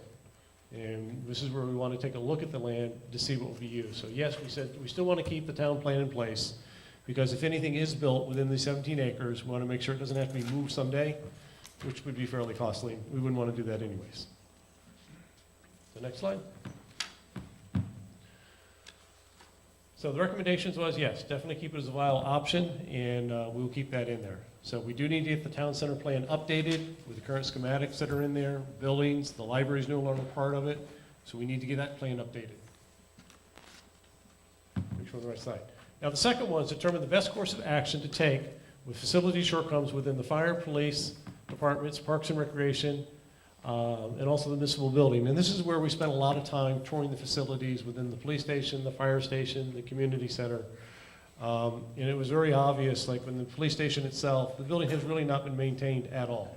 You've seen we've let the roof go for 20-some years. We're finally putting $35,000 in to replace that roof up there. The police station, the fire station, still a lot of considerable work needs to be done in there. Doesn't seem a very healthy or safe area to work in. I don't know if many of you spent time in the fire station walking around, but it's just not a very comfortable, seems to be a healthy place to be working in. So next slide. So the problems we identified was more the functionality. So this is looking at the floor plans, the layout of like the police station, were major concerns. There's some liabilities and how, I'll call them bad guys or bad girls are handled in the booking area. So there are areas about functionality, code, safety, operations that were definitely of concern. Access and location. This would be, to make sure we get the best service out of the police and fire station. Want to make sure it's the best location. And also any renovation, level service, costs associated with it. And one thing I'm a little bit more fond is more the operational and ongoing cost of these buildings or any proposed new buildings. And I'm more looking from any sort of building like that, how to bring the operational cost down, because that's what's going to help bring our tax base down, is by reducing the operational cost. David, get the next one up. So let's first start with the fire station in the community center, which we're all familiar with. And that was built back in 1956, so it gives you some dates behind that. Now, back in 2007, there were some work studies that were done that to bring the fire station up to a healthy, safe place, current codes and all that, it would cost approximately $1,272,135. Everyone seems to like to read the numbers out completely, and I'll round it about $1.3 million. So that was the cost to upgrade the fire station, make it a healthy, safe place, bring it up to code, redo all the wiring, the sprinkling system. There's a whole list of things that needed to be done to do that. And then we were really looking at this number back in 2007, what's really needed, and what are the actual costs of things that are really needed to get the fire station up to code, up to snuff for what we need. We also took a look at the upgrade to the functional for another use. So if the fire department did move out of that, what would it take to redo that building and make it functional for another use, or do we take it down? Okay, these are costs we don't know. So as a committee, there are a number of things that we need to know before we can really give a solid recommendation of how to move forward. So these are things where we're asking is we want to take a look and study back on these costs for the unknowns that we need to know. And let's take a look at the police station. And Eric, you're right, it was built 1987, we got it right there on the screen too. And the cost of the police station, this dates back to the same study that was done in 2000 with that. It was about $970,000 to upgrade the police station to get it up to current code, safety and all that. So if you look at the two buildings combined, it says, that's an awful lot of money going into existing buildings. And would it be better to build a new facility that would maybe cost a little bit more but last a lot longer? So these are all things we struggled as a committee to try and look back and forth, but we still needed a lot more information to make some sort of recommendation. So again, with the police station, let's go back one, please. That is the previous. So again, with the police, so again, with the police station, upgrade to other functional use. Again, that total amount is unknown. As we know, it was just $35,000 to replace the roof. The building itself on the police station side are concrete walls. They're not insulated. There's moisture coming in through the concrete right now. So there's a lot of work, so we need to see if we're to turn this into another function, what it would take to renovate and get it up to a good standard. So again, these are other costs that we need to know. And also to converting to a functional use, to be able to deduct the police-specific items that were in that estimate too. So these are all things that we needed to try and come up with a good recommendation. So next. So potential choices. This is kind of what we got down to. We could upgrade the existing facilities, spend what was recommended for the police and the fire station. We could build a new public safety facility and just house the fire department in it. We could build a new one and house the fire and the police in it. We could also down the road, the recreation is looking to relocate their facility in the future and really take a look at the potential use of vacated space and what it would take to make it get it up to code and saved. Or we could do nothing at all, just keep going with what we have with that. So these are the choices we were taking a look at. Okay. So the committee findings, this is, we're very strong feelings about this. It was really to make sure is addressing the health and safety concerns are the highest priority. And again, especially for the fire and the police department, it's their health and safety because they're the ones serving us. So that was the highest priority for us. Current costs and estimates are required. We need to get these other numbers involved so we can make a good recommendation to the Selectmen Board. Operating costs need to be considered. I look at some of our new buildings here and I look at the operational costs. There was very little seemed energy efficiency designed into it. And that was one of my questions. If we were to have a new public safety building, what direction would it be facing? And I didn't get a straight answer. I'm very much on passive solar, active solar, so using like that to bring the operational cost. Identify any possible alternative funding. Similar to what our fire chief has done, is take a look for grants or any other funding that we can get for this too. Next. And really, until we get around this first thing, we really couldn't resolve all the rest of the issues. Because we have to figure these things out first, get all the costs known, get everything up on the table for us to then figure out the rest of this with us. Now, we as a committee are committed to keep following up on this, but we need to get some work done and some additional information done to be able to complete our project. And next. So here's the next steps. Please notice there are no railings on these steps, and these don't belong in Bell's. They're not here. That was from another town. Next one. And I will hand this over to Art now. Okay, thank you. I'm really here as much to answer questions if there are questions about this as anything else, but I want to recap what Bob said and also just walk you through the article itself. Basically, the committee felt it really couldn't make the recommendation, the type of recommendation that we felt we could bring to the voters and stand before you saying this is the path to take because of unknowns that Bob just described. And we've agreed as a committee to continue meeting next year, and when if you pass Article 16, you'll give the town the money, or the town, the selectmen and the town manager will work with us to get this money used in a way that would answer the committee's questions. Specifically, I'll walk through what those questions are and how we're going to answer those questions. But the committee will continue to work on this issue and ultimately next year come back with a recommendation. The $25,000 that we're looking for in this warrant article, as Bob mentioned, is to update the town center schematic design. He mentioned eliminating the library. There's also, we want to look at whether we as a committee think that the existing schematic design still works. And we want to make sure that when we build our first building on this parcel, we don't put it in a spot that we regret later. We want to make sure we have it worked out as far as how the traffic will enter and leave this parcel in a way that works. And that's what the schematic design is going to be looking at. The geotechnical analysis, we own this property now since 1993, and we don't know where the ledge is. We're making assumptions about how we can use this property. We really need to know if, there are some areas where there could be ledge, and we want to get out there with a drill rig and answer those questions. The mold and hazardous materials really is related to how much it's going to cost to stay in the buildings we're in, or once we've moved out, how much it's going to cost even to demolish the buildings if there are asbestos and other issues like that. And then the last one is, basically this is all about upgrading the costs that we're working with as a committee, so that when we come back, the timing on this one is probably December of this year. We'd be coming back to the selectmen and making final recommendations, and then start working on preparing for next town meeting. So I urge you, and the whole committee urges you, to pass Article 16. Thank you. If you want to hold that for a second in case there are questions, it's probably a good idea. Okay, so this is Article 16 you just heard about relative to the $25,000 appropriation for town center plan.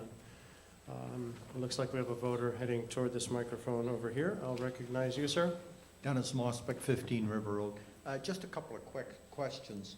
I didn't see anything in the written article regarding the library. Is it the intention to move the library into this building, or is it being looked at? No, as a part of the plan that was developed in 1996, it was laid out that the library would be sited or could be sited there. And that accommodation was made at the time the plan was developed.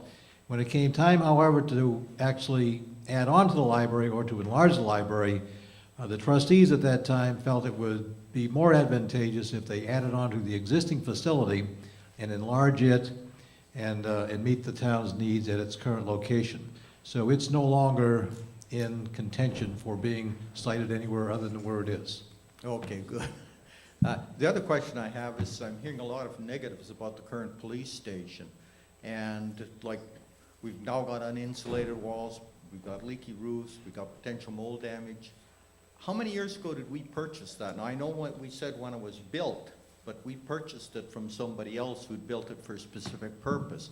And if we spend the $25,000, will that prevent us in the future from discovering that a few years later that what we've put up can't be used for the function that we designed it for? For example, we're going to be concerned about what sort of insulation is in the walls or lack of it, and also that it doesn't meet the requirements for, like, the police department and the safety requirements for them. Another question I have is, I believe last year we voted to replace the floor tiles in the community center because of potential asbestos. Was that accomplished? It was accomplished. The entire floor was replaced, and flooring in a portion of the fire department was also replaced. So it's very nice.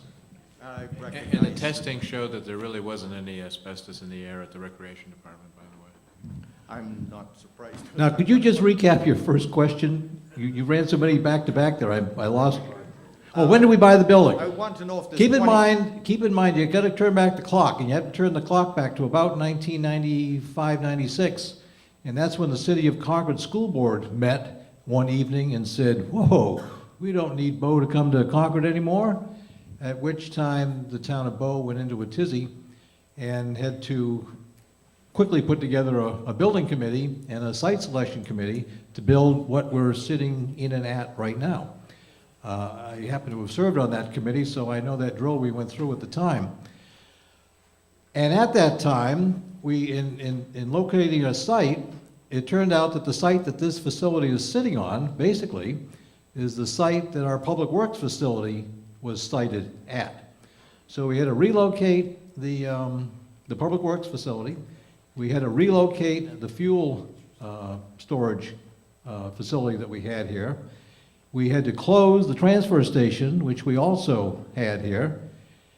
And what else did we do? A bunch of other things. Oh, and that's right, we had to relocate the buses. so that the buses could be all where the fuel was. So all of that happened all at that same time, and of course, then the problem was, well, where are we going to put the highway garage? Well, if you recall, the economy in 1995 was about as good as it is right now, and that facility became available. And the town at the time thought that it would meet the needs of the town for a public works facility, and the front end of that building, we had hoped could be retained for commercial use and actually lease the facility, which would offset the loss of the tax dollars that we were losing as a result of the town procuring that building.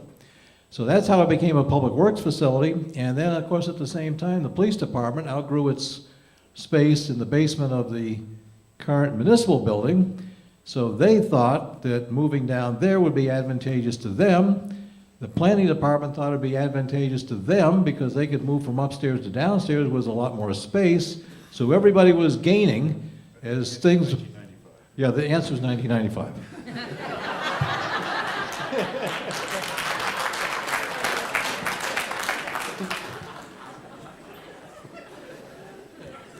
I don't know why she swallowed the fly. I don't know.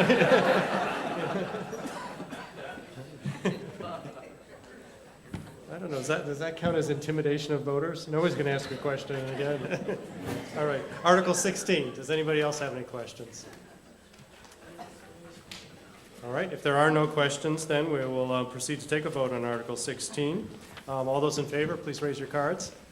Thank you very much. And all those opposed? Okay, the yes votes have it. The article passes. All right.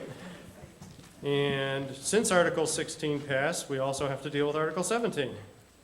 Article 17 reads, to see if the town will vote to raise and appropriate the sum of $25,000 for the purpose of hiring an architectural engineering design firm for the development of a building design and site plan for a new town building in the Bow Town Center and/or the renovation of existing buildings as recommended by the Town Center and Public Safety Study Committee and approved by the Board of Selectmen, and to authorize a withdrawal of $25,000 from the unreserved fund balance of the general fund for this purpose. As the warrant noted, this article is contingent on Article 16. Since it did pass, we are taking it up at this time.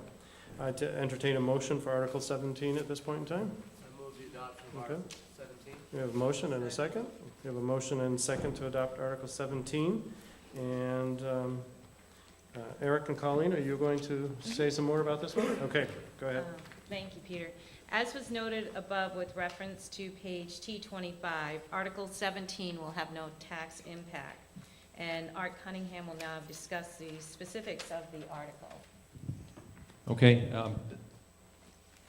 When we finish, as a committee, we finish our work to the Board of Selectmen and make our report in December of this year, we do not know whether we're going to be recommending that we do renovations or whether we recommend proceeding with getting a scope of a new building together to bring to the town meeting next year. So we don't know what direction we'll want at that time to give an architect, but we do know that when we finish our meeting with the selectmen and tell them what we recommend, we'll then now have to get ready for next year's town meeting, and we want this article for the use basically by the Board of Selectmen and they will decide whether or not to hire an architect to help us get ready for town meeting, or they might just say, hey, we can go to town meeting with what you've done so far. But at their discretion, once this article is passed, we would have the ability to hire an architect and prepare for next town meeting to explain to you what the town might consider building on the, or might, or to explain in more detail what needs to be done to the town's buildings. Okay, Article 17. Does anyone wish to be heard on Article 17? All right. I don't see anyone getting up to the microphone, so we'll proceed to a vote. Article 17, as it appears in the warrant. All those in favor, please raise your cards. Thank you very much. All those opposed? Okay, the yes votes have it. The article passes.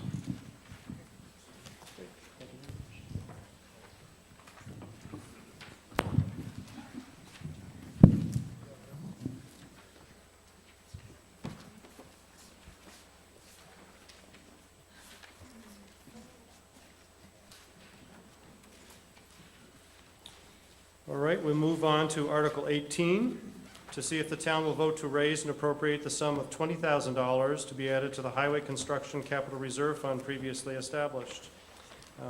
Is there a motion to adopt Article 18? I move the adoption of Article 18. Is there a motion to adopt it, and a second? Okay, we have a motion and second on Article 18. Selectman Tom Keene will introduce this to us. Again, this is a small amount of money being set aside for large expenditures. And that's about it. It's a highway capital, I'm sure everybody can read that. It's a highway capital reserve fund. Okay. See if you can match your remarks to that introduction. Huh? All right, anyone wish to be heard? I don't see anyone. All right, we will take a vote. This is Article 18. All those in favor of the article as it appears in the warrant, please raise your cards. Thank you very much. And opposed, no. Thank you very much. The article passes. We move on to Article 19, to see if the town will vote to raise and appropriate the sum of $18,000 for the purchase of a mowing attachment for the Public Works Department's Kubota tractor, and to authorize a withdrawal of $18,000 from the Public Works Department Equipment Capital Reserve Fund for this purpose. Is there a motion to adopt Article 19? I move the adoption of Article 19. Okay, is there a second? Yeah. We have a motion and second on Article 19, and Selectman Anderson will introduce that to us. Thank you, Mr. Moderator. This flailing mower is designed to cut difficult roadside brush and vegetation. The Public Works Department maintains a total of about 100 town roads. That boils down to approximately 200 miles of roadside that need to be mowed. This is an attachment that mounts onto the back of a 3-point hitch Kubota tractor. It has a reach of about 15 feet off the edge of pavement. It takes a span of some 6 weeks or more than 250 hours of mowing annually to maintain the town's roadsides. You will note that most of our roadsides are made more difficult to mow with stone walls, trees, drainage ditches, culverts, stones, boulders, and steep grades. These mowing conditions are not without their problems. This past year, for instance, it cost about $1,200 just to maintain this 10-year-old piece of equipment and try to keep it operational. The life expectancy of this type of equipment used under these conditions is approximately 8 years. This flailing mower is tired, getting to be more and more expensive to maintain, unreliable, unsafe, increasing downtime, and needs to be replaced. The $18,000 needed to replace this mower has already been raised, and it can be seen on the chart on page T25 in the rightmost column, and it'll have no impact on this year's tax rate. Tim Sweeney, our Public Works Director, is here this evening, and he'd be delighted to answer any questions that you might have about this and his mowing operation. Anyone wish to speak on Article 19?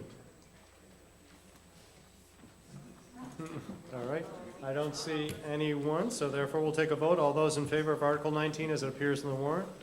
Thank you very much. And all those opposed, raise your cards. Thank you. The article passes. And we move on to Article 20.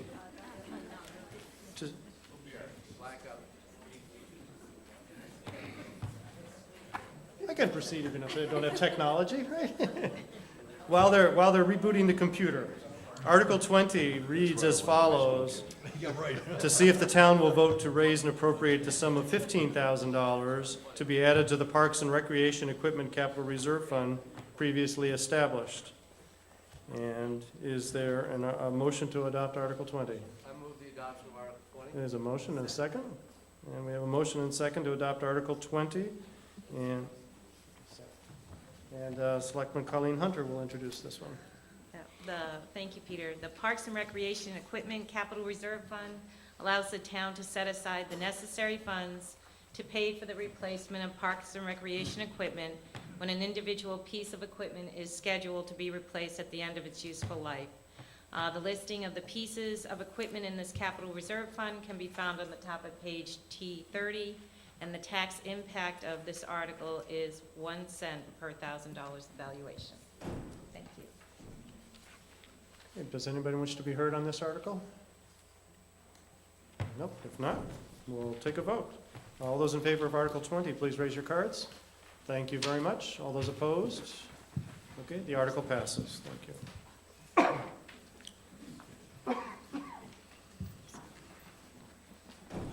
We move into Article 21.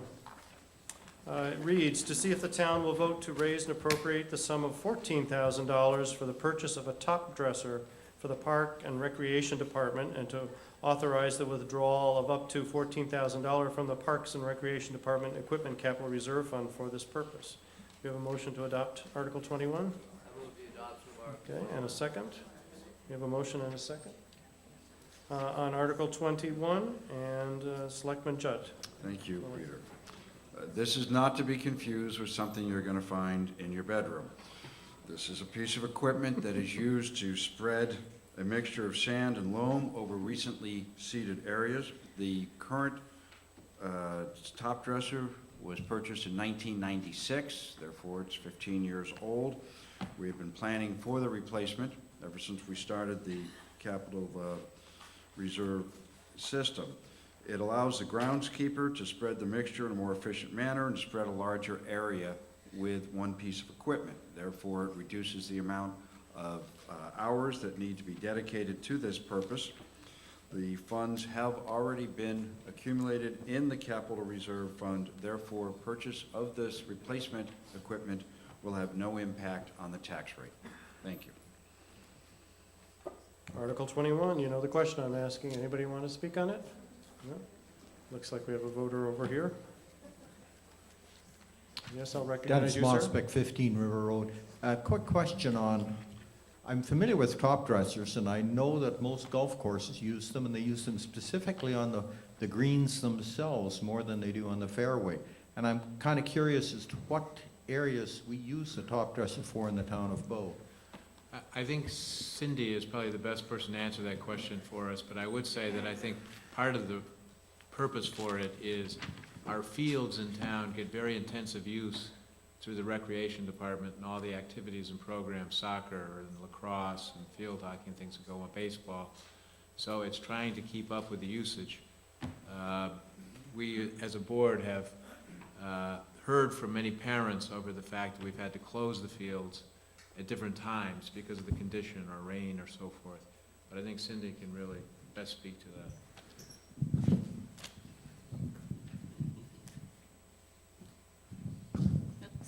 Hello, everyone. I'm Cindy Rose. I'm your Parks and Recreation Director. The top dresser that we use, that they said was purchased in 1996, was supposed to be replaced 5 years ago. So just to let you know, we have used pretty much the life of it.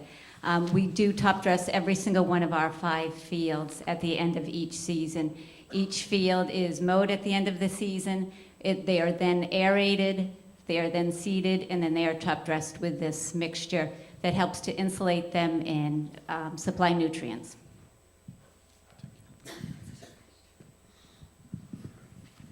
Great. Anyone else have any questions? You can all go home tomorrow, work in the term top dresser into your conversation and amaze and influence your friends, right? All right, if there no one wishes to speak on Article 21, we can take a vote. All those in favor of Article 21, please raise your cards. Thank you very much. Any opposed? Okay, the yes votes have it. The article passes. And we move on to Article 22. To see if the town will vote to raise and appropriate the sum of $7,500 to replace the rescue building roof and to authorize the withdrawal of up to $75,000. Did I say 75,000? If I said 75,000, I got to correct it. The sum of $7,500 to replace the rescue building roof and to authorize the withdrawal of up to $7,500 from the Municipal Buildings and Grounds Capital Reserve Fund for this purpose. Is there a motion to adopt Article 22? I move the adoption of Article 22. And a second? Oh, gosh. Here's somebody got a second on that one. Got a little competition going over here. Okay, Article 22 will be introduced by Selectman Tom Keene, and he's going to do this in less than 5 words this time. No. This is a no-brainer. The roof's leaking, it's a great building, it won't cost us $7,500, so it's up to $7,500, and we've set the money aside. right, Article 22, anyone wish to speak?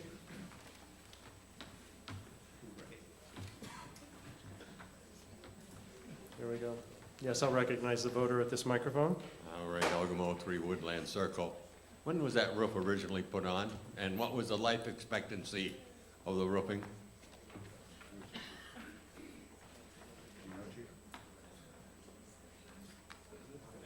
I only Wait a bring minute, that up Ray, we're getting you because, the answer. Chief, do you remember?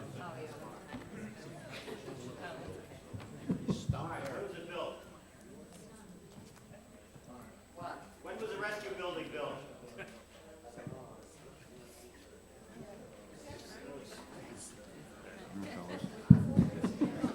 Long time.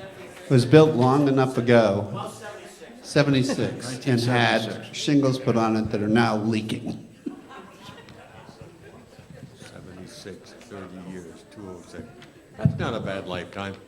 Okay, great. Okay. Anyone else have any questions? Is that contractor still around?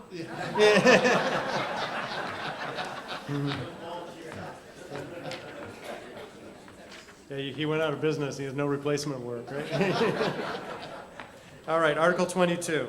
If there's no further discussion on it, then we will take a vote. All those in favor of Article 22, please raise your cards. Thank you very much. Opposed, no? Okay, the yes votes have it. The article passes. Oh. You know, sometimes a blank screen isn't all negative, you know? Again. All right, we can certainly move forward, and we'll try to get the article up on the screen as quickly as you can, but I think most of you have the warrant. You can, it's Article 23 as it's printed. To see if the town will enter into a boundary line agreement with New Site Works LLC and/or Robert J. Stevens to provide ownership to the town to the existing gravel roadway servicing Alexander Cemetery. This parcel is shown at the intersection of the northwesterly tract of tax map lot 36-178 and southeasterly tract of tax map lot 36-179A, as referred to in the boundary line agreement plan, to be on file in the planning office no later than February 28, 2011. And is there a motion to adopt Article 23? I move the adoption of Article 23. Okay, and a second? Yep.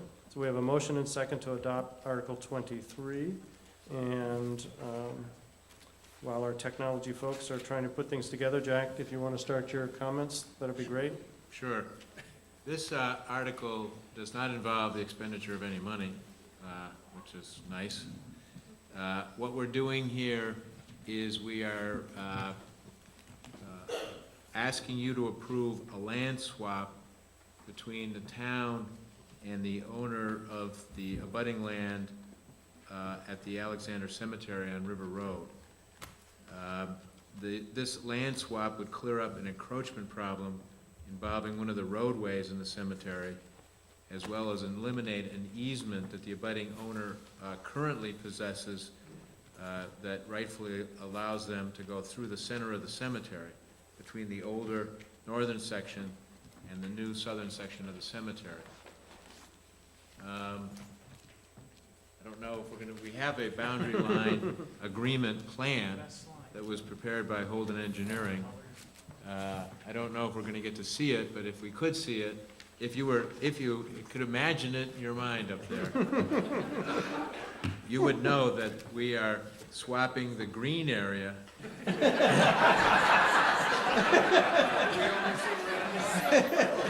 that the town owns for the red piece of abutting property. Keep talking. And in addition to that swap, the abutting landowner is relinquishing the right-of-way that they currently possess, allowing them to go through the middle of our cemetery.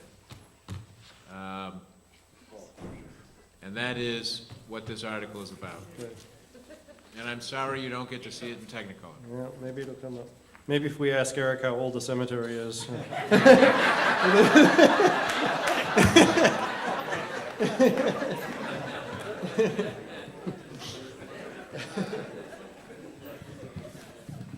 All right, well, we can go two ways on this.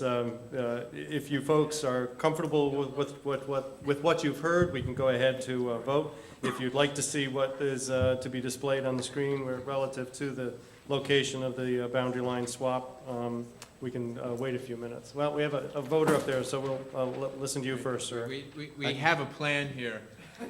Okay, good. Can you all see it? Quick question. Is it fairly well an equal land swap? That would be the important thing. I'm sorry, what? Is the land swap an equal land swap like a 1-for-1, or is that a 2-for-1, or? Yes. It's close. It is close, but I think you need to remember that one party is giving up an easement as well as That's right, giving up I some understand land. that. Sounds good. All right. Well, if you folks don't There it is, mind. right there at the top of the mountain. Down on River Road. Where we thought we had an erosion problem with the Merrimack River.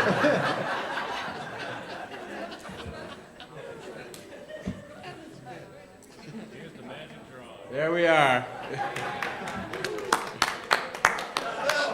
Let's take the vote. You didn't get to see it for long, but Okay. Okay. was it really worth the wait? Yeah. Don't you feel better now? All right. What's the swap again? Who gets what and so forth? All right. He wants to know who gets the green and who gets the red. The green area belongs to the town, and the red area belongs to the abutting landowner, so that we would get the red and they would get the green. And then the easement runs right through the middle of the property. Right. That's what we're getting back. Right. So does anyone? The road on that map, so that we have some form of reference. Where is River Road on that? River Road is right. Thank you. All right, that makes much more sense. All right. For those in the back who might not have heard it, the question was, where is River Road on the map? And where you saw the red line over on the right-hand side is indicated as being River Road. Anyone else have any questions, comments on this article? If not, we'll take a vote. All those in favor of Article 23, please raise your cards. Thank you very much. All those opposed? No, raise your cards. Okay, the article passes. All right. Well, we do have the two housekeeping articles at the end of the warrant each year. Do we have any committees that were tasked with reporting back to us at this town meeting and are planning to report that I don't know about? No. And any other business people want to bring before us? And I am shocked. Mr. Moderator. Oh, out of order. We're adjourned. Yes. I'm sure everyone agrees with me that we want to thank everyone who came to the town meeting. This is not the largest group we've had, but in the 6 years I've been here, it's been the most fun. Great. Well, thank you all. I would be happy to entertain a motion Move to adjourn adjournment, please. at this point. We got a motion and second. All those in favor, stand up and walk out of here. All right. Thank you all for coming.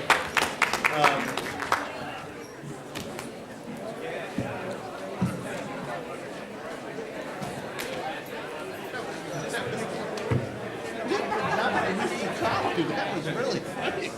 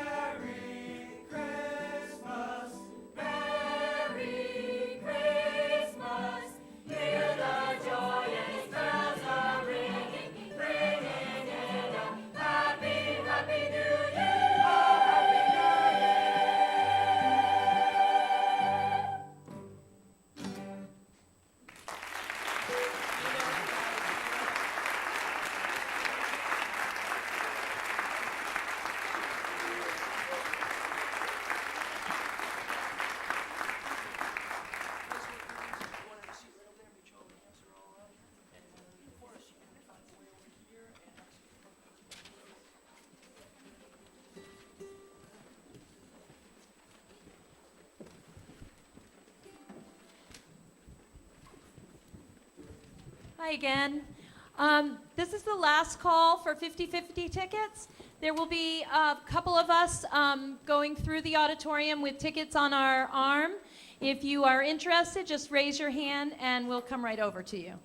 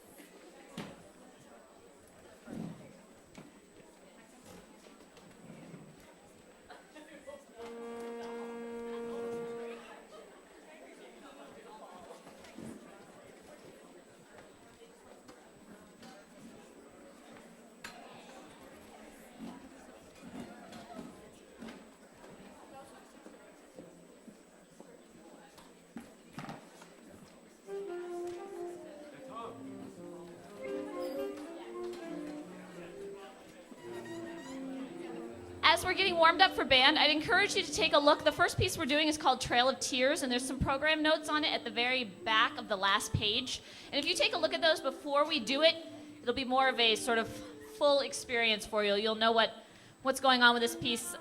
For those of you that were at our our fall concert, you know we're sort of in an epic song theme. So this is our epic piece for this concert. So definitely take a look at those program notes as we get warmed up and ready, and then we will begin with Trail of Tears.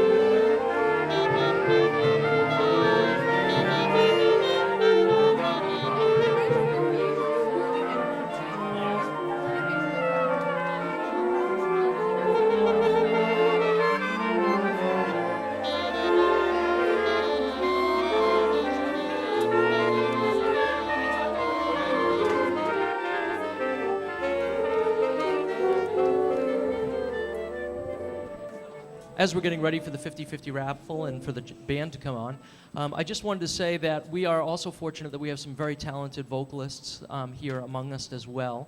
And we'd also like to recognize two of those vocalists who were selected for Classical All-State as well, Olivia Bergen and Hannah List. If you're in the room, would you please stand?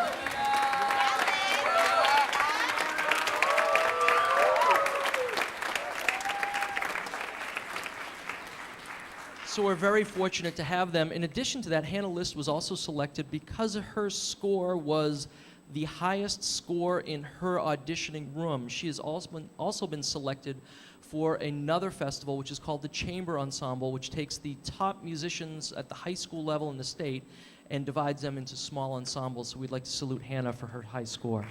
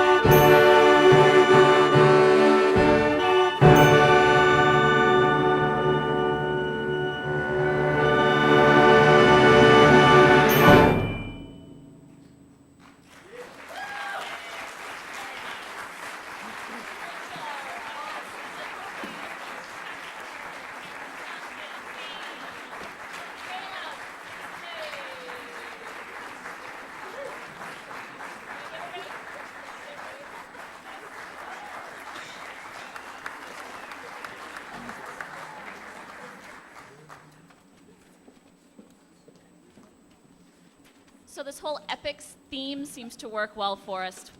You know, we're dramatic. We're musicians. They're teenagers. I'm not, but I'm still dramatic. So it works very, very well for us, the epic thing. So we hope you guys enjoyed that. It's a great piece, really powerful. We've really loved putting it together. So yeah, it's been very intense, but great. We are completely changing the tone of the concert now. We've done our epic piece. Now we're moving on to a little bit lighter things. Before we do that, I do want to acknowledge our classical all-state students from band. This is the first year in a number of years that we've actually had wind players, so woodwinds and brass players, make all classical all-state. So we're really excited. We had just a great turnout for all-state this year. So I'm going to ask them to stand up when I call their name. On oboe, Kelsey Poole.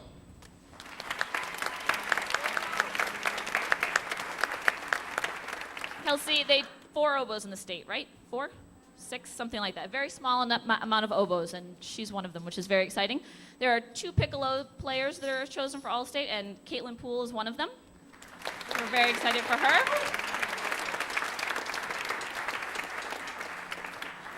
Julia Gunnison auditioned for All-State for the very first time this year and made it on clarinet.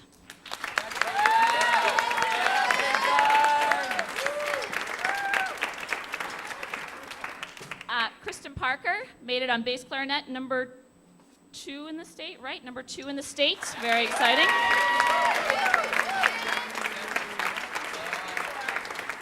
6, 7, 8. And our euphonium player, Eric Chase, is the number 1 euphonium player in the state of New Hampshire.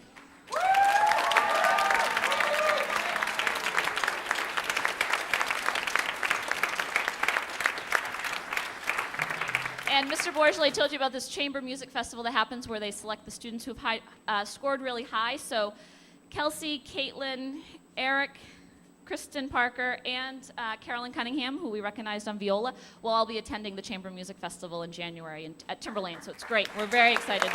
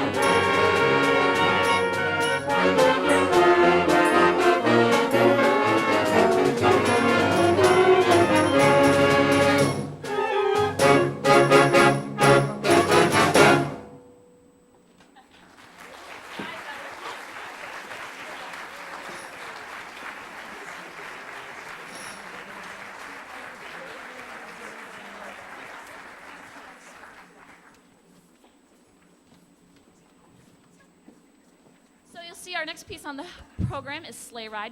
And Mr. Housemeyers was supposed to be here to conduct this, but he's had some last-minute Christmas shopping that he needs to do, so he had to actually leave a little early.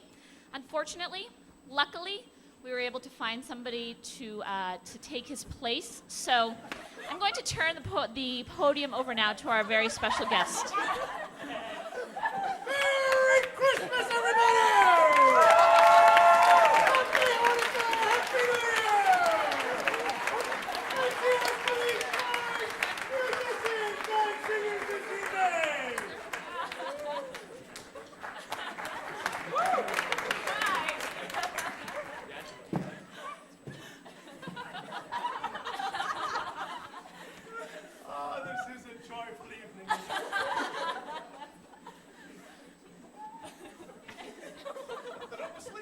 I told him you'd play really fast because you'd be excited that he was all dressed up.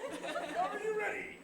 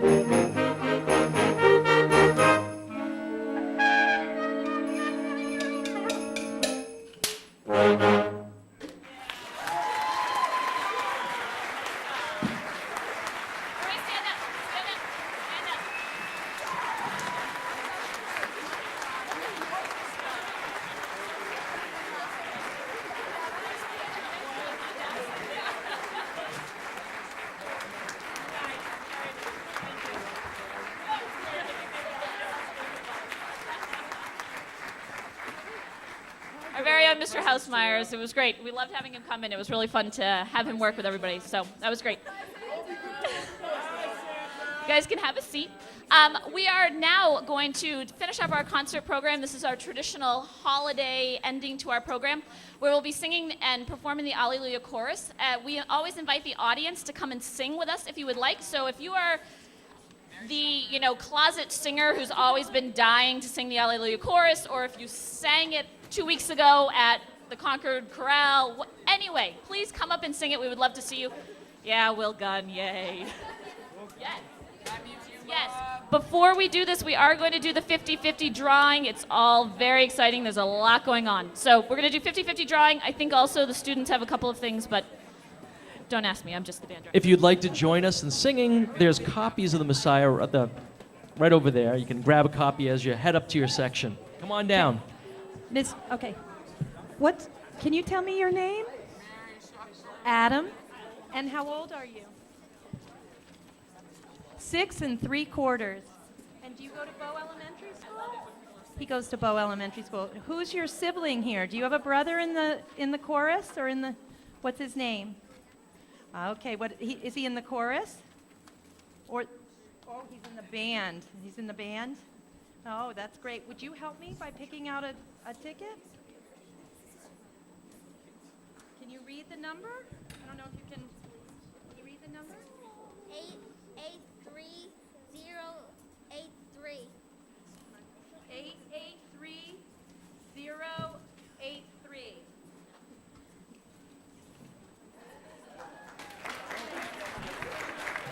And now Adam gets a balloon for helping out.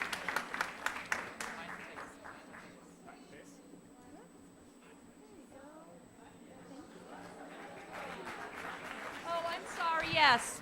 $142.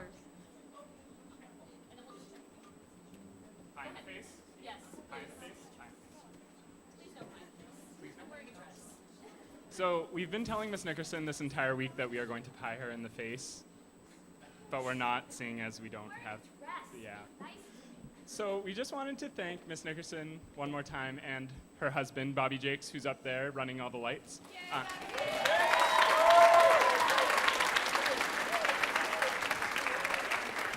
Of course, they still can't remember to actually call me Mrs. Jakes, but that's okay. I'll still answer to Miss Nickerson. It's all right.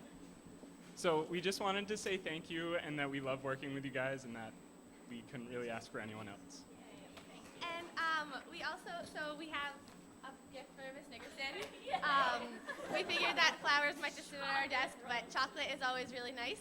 And so we also have a bouquet of flowers for Mr. Bobby Jakes because he does such a fabulous job, and also Santa Claus, but we don't really know where he went. So we also have some flowers for Santa Claus, and we want to thank him for being a lovely guest conductor and coming here on such short notice. Thanks, you guys.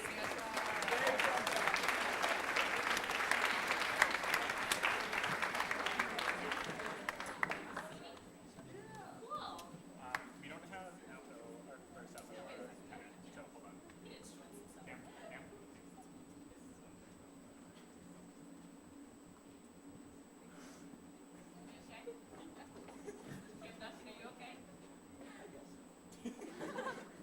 He's having one of those nights.